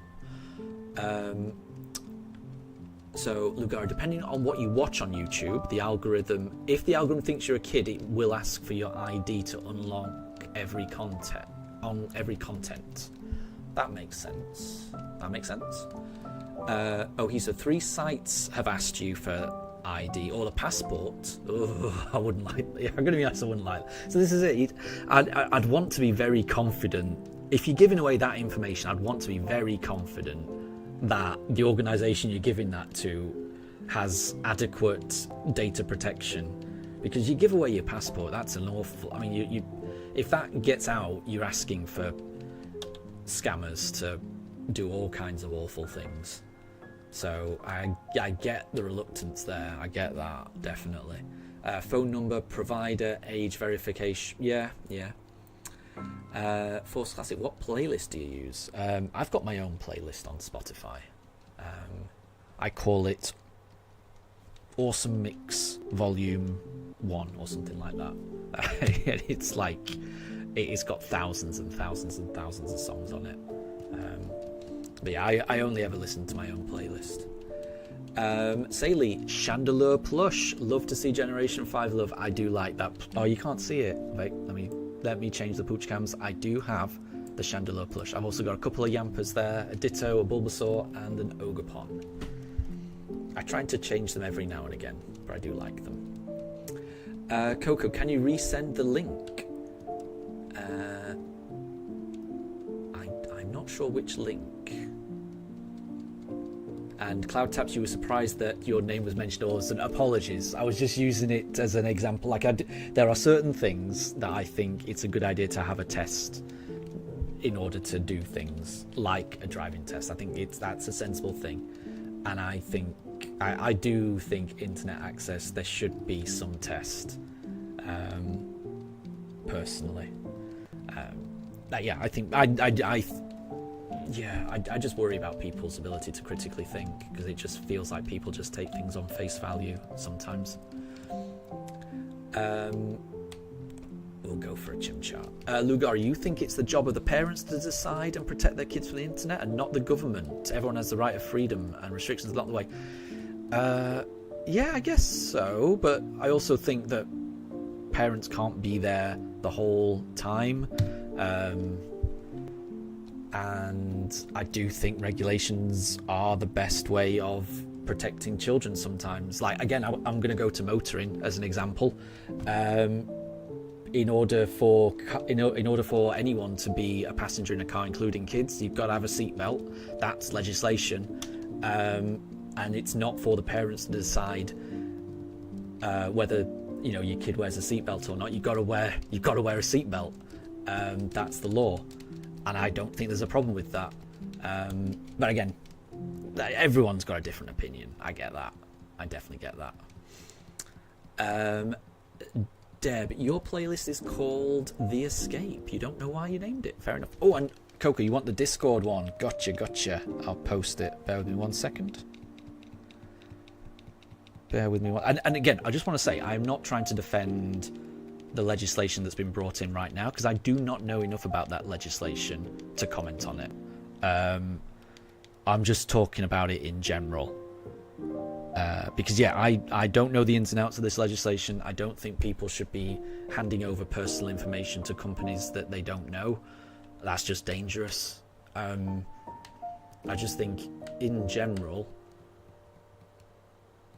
I don't think protecting kids is the worst idea. The problem with that theory is there has to be a government body or massive company who decides based off people's answers what is wrong or the right way of using a public service. I guess? Yeah? I guess so. And Lugar, you think that's a false comparison? A car is different? Yeah, of course it's different. I know. Yeah, I get that. I do get that. But again, I mean, so you're making a blanket statement, and I'm saying there's examples of where that doesn't apply. It's not a one thing or the other situation. There will be examples of overreaching legislation. There will be examples of legislation that doesn't go far enough. But to say that we shouldn't even try feels like why would you just give up? Why would you just say that, you know, whatever, you know, it's a wild west out there and kids can just access anything? It just seems defeatist. I'm not saying that this is the right way, but there should be a debate on how people can be safe online. Because there's lots of people out there that want to take your money. There's lots of people that want to do harm. That, I don't know.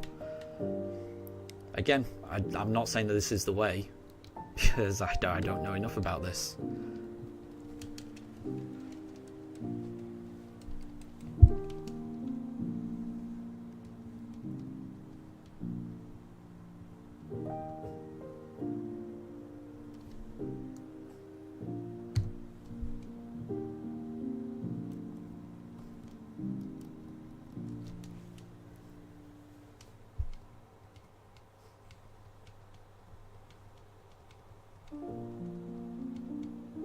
And Tyrantrum, apologies, I missed you there. I hope you're doing well. Lugario, which starter am I going for? I'm going for a different one each time. That's what I'm trying to do, but I will say my memory is not good. So I do tend to forget which one I selected last time. So I mean, I love all the starters in this game. I'll be equally happy whichever one I get, but there's a part of me that likes not knowing exactly what my team will look like at the end of this run. So I really like the idea of not knowing which starter I'm going to get. I like the idea of not knowing what a lot of my team members are going to be, and just figuring out what team we end up with when we eventually battle Cynthia. So I'm trying to pick a different one each time, but we'll see.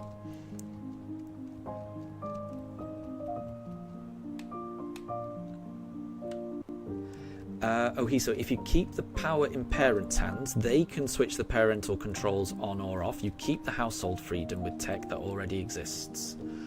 I guess so. I mean, but I don't know. Yeah, I guess so.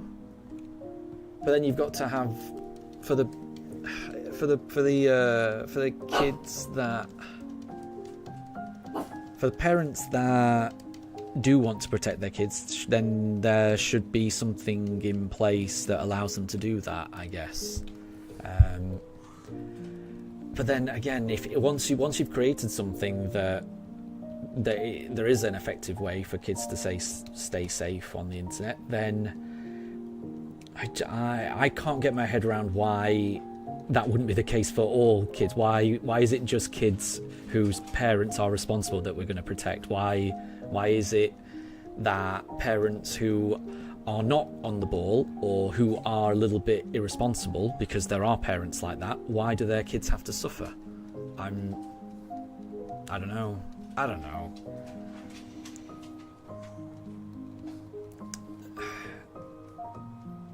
The problem is, in society, not everyone acts rationally, and not everyone acts in either their own or their family's best interests. You know, things go wrong,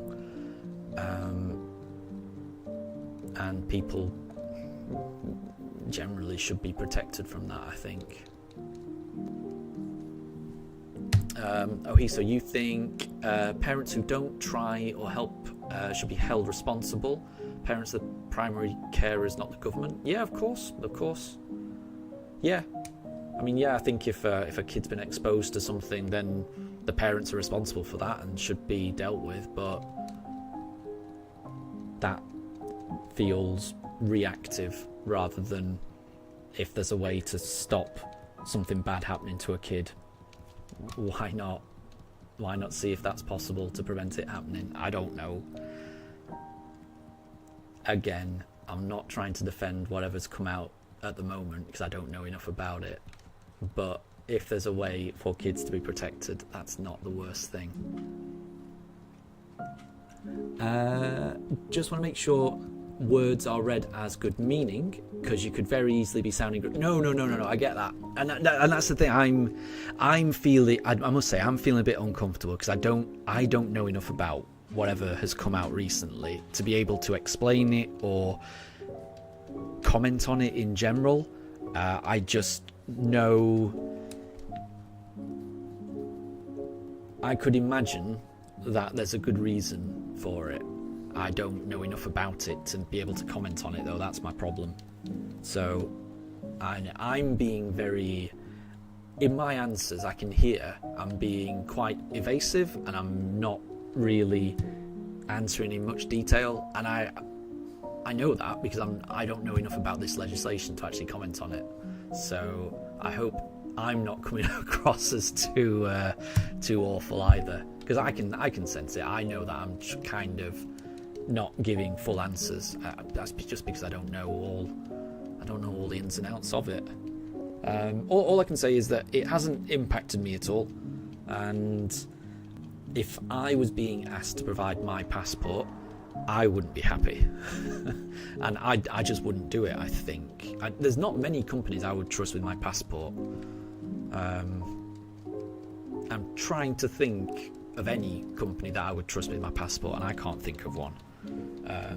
So I definitely get that. So is this the right thing is this the right way of doing it? I don't know.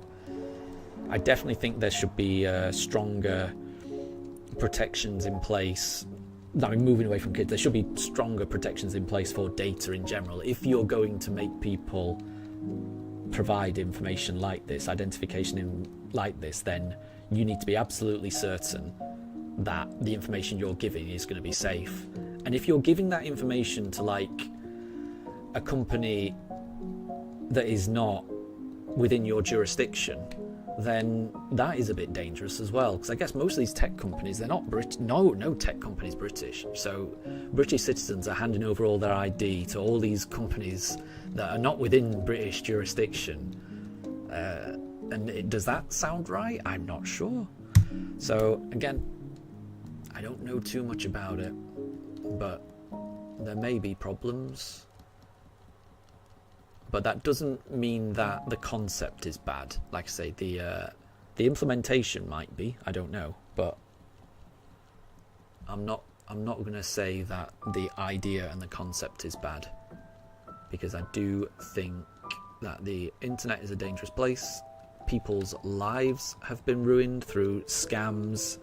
People have been exposed to weird stuff that they probably weren't ready for, and I know from personal experience that people do get exposed to a kind of echo chamber algorithm that can lead them down to some strange places. I don't know what the solution to that is, but there needs to be a solution, honestly.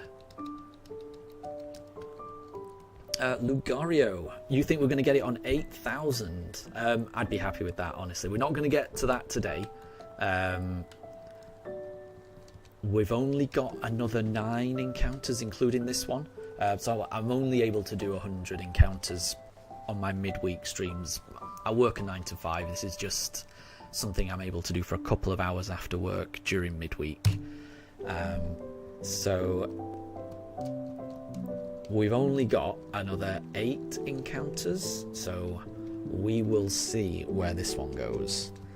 I would love to find it today, and thank you for the shiny look, Wolf. I do appreciate it.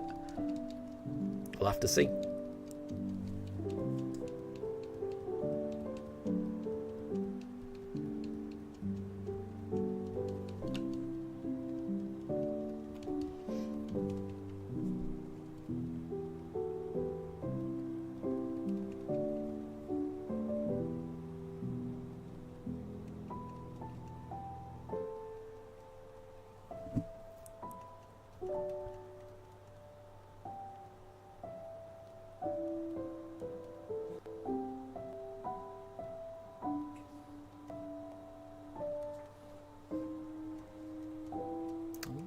Aoife's gone up to bed. Don't know what she's looking at. Oh. I don't know what the pooch cams are. There you go.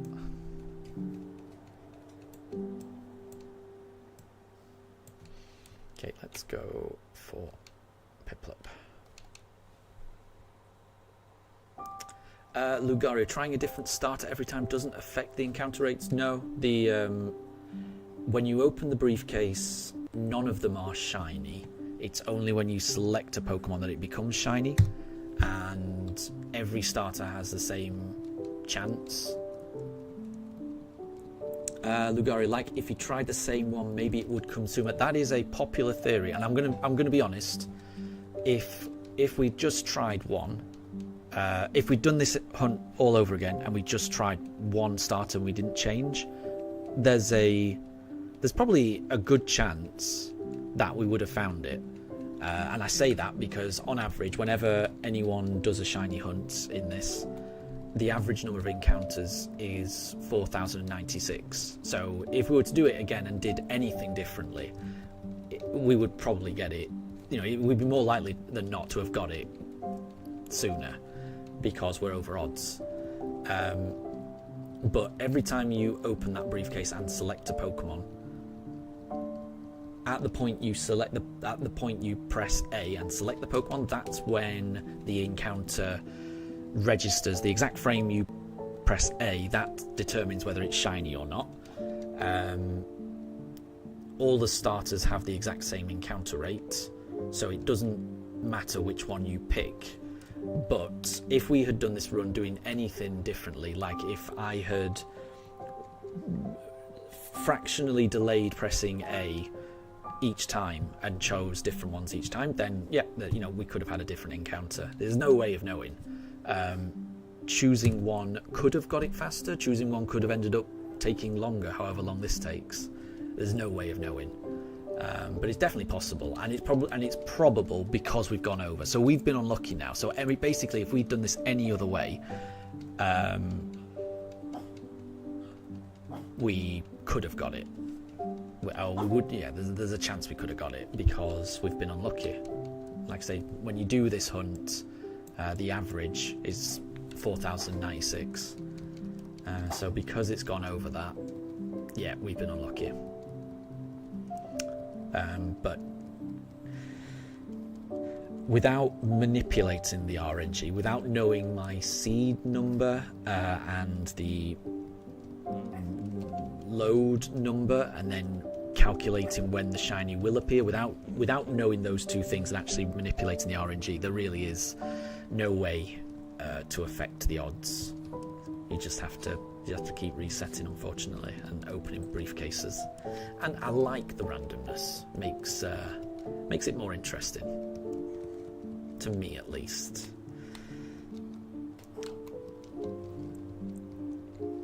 And Deb, thank you very much for the shiny look. Oh, Vihan, you got a shiny Rattata. Nice one on a catch combo of 17. That's not bad. That's pretty lucky. That is pretty lucky.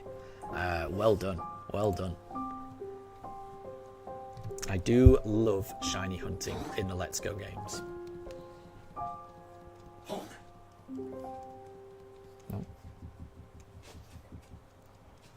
And Vihan, you hope that I also get lucky. Thank you. We've got 5 more encounters. You never know. One of them could be. It only takes one. And every single encounter we have,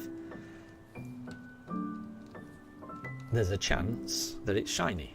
You know, this is the chance of getting it on the next encounter is just as likely as we get it on any other. So our odds are as good as they're ever going to be the next time we do it. So we'll see. Oh, he said, just an idea, might be worth resetting your first frame. So on your next reset, sit for 5 seconds, then save again, and then off you go. That's how you got Arceus. Ooh.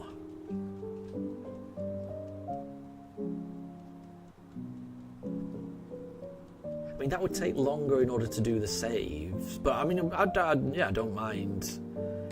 I mean, yeah, I must say I don't know enough about how the load states work.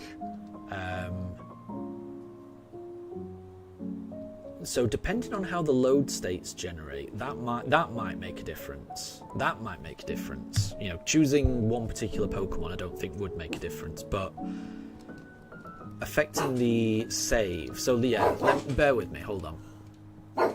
I'm happy to try that, because that could make a difference.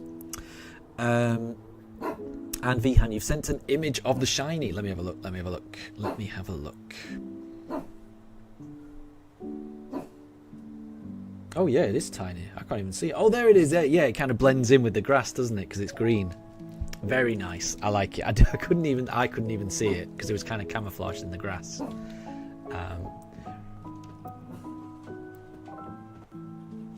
Right. Okay. So then let's say. Let's just save it here and see if that makes a difference. Because that's a little bit, and then that's going to affect quite a lot going forward. Legends Arceus is the best one to hunt shinies in. I agree. I do agree. The noise it makes when a shiny appears in Legends Arceus is wonderful. When you're flying around Hisui and you hear that noise and then you land and you try and find where did that noise come from? Where is this shiny Pokemon? It's a wonderful feeling, that. So I would agree. Legends Arceus is a wonderful game to shiny hunt in. Very enjoyable.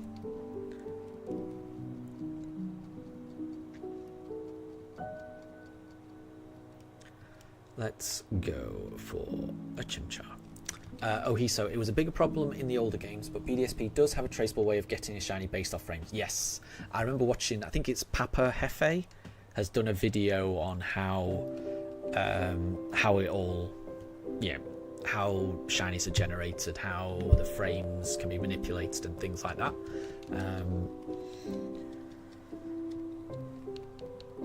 It seems like a lot of work and it doesn't seem very fun. I'm very impressed that people can do that, but I don't think I would have fun doing that. I prefer, even though this is going to take longer, I prefer this.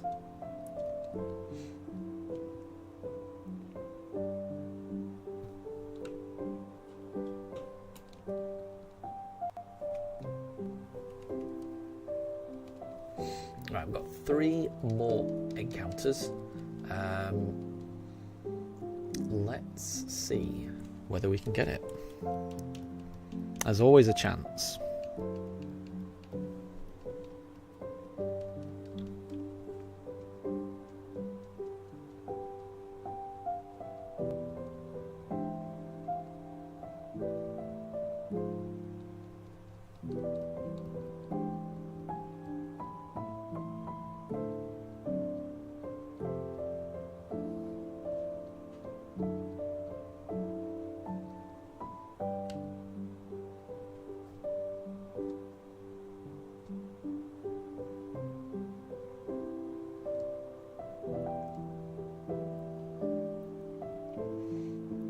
Force Classic, thank you very much. I hope I get it. Well, we've not got a Turtwig, and that was our last chance at getting a Turtwig. I'm going to do a Chimchar, and then I'll be finishing this evening's stream on a Piplup. So we've not ended up with a shiny Turtwig.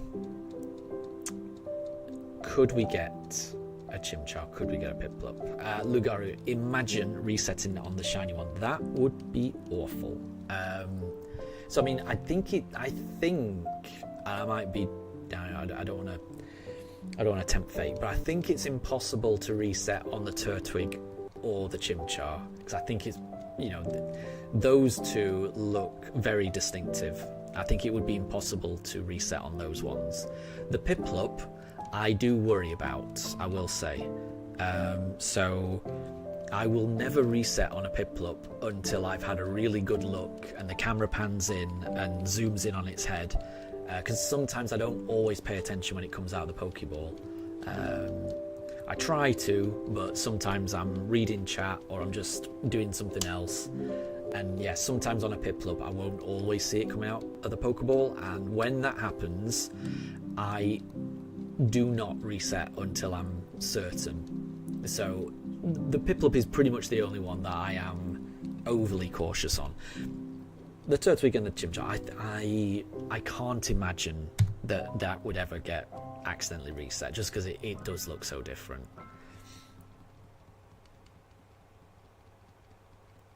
Oh, and Lugara, you mean not... Ah, yeah, I get you. So you mean resetting not because of the colour, but because of the muscle memory. Yeah, and VHAN muscle memory. Yeah, that would be even worse, wouldn't it? Because then it's like... You've not... Yeah. That would be bad. That's a new fear that has been unlocked. That would be really bad. I mean... Yeah, fingers crossed that doesn't happen.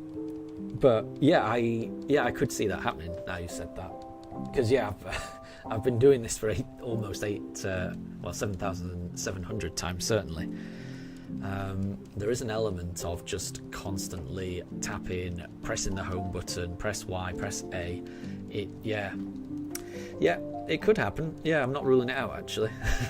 But hopefully it doesn't. I'm hoping that because that has now been brought to my attention, that makes it more likely that I don't. So I appreciate that being drawn to my attention as a possibility, because yeah, hopefully that means I'm more on guard for it. This is the last encounter, everyone, and that is not shiny. That isn't shiny. So we've got through 100 encounters today. We haven't found it. I will be streaming tomorrow. It's Wednesday tomorrow. I'll be streaming tomorrow. I'll be doing another 100 encounters tomorrow. I'm hoping we get it. You never know. But if we don't get it, then maybe we get it the next stream. You know, there's always another stream. So long as there's another encounter possibility, we're going to keep going. Thank you to everyone that stopped by. It's been lovely. It's been nice having a bit of a debate. It's been interesting. I'll try and keep the conversations more Pokemon related next time. But I enjoy talking to you all. And I hope you have a wonderful rest of your day. And I will... Oh, KQJ. Hi there. Welcome to stream. But you've just caught me wrapping up, and I'm about to sign off. But thank you very much for stopping by. But this is pretty much the end of the stream, sadly. So everyone, I hope you have a wonderful rest of your day. I will catch you next time. I will be around tomorrow, and I hope some of you will as well. And I think Daruk wants it to end as well. So I will catch you guys later. Have a good evening all.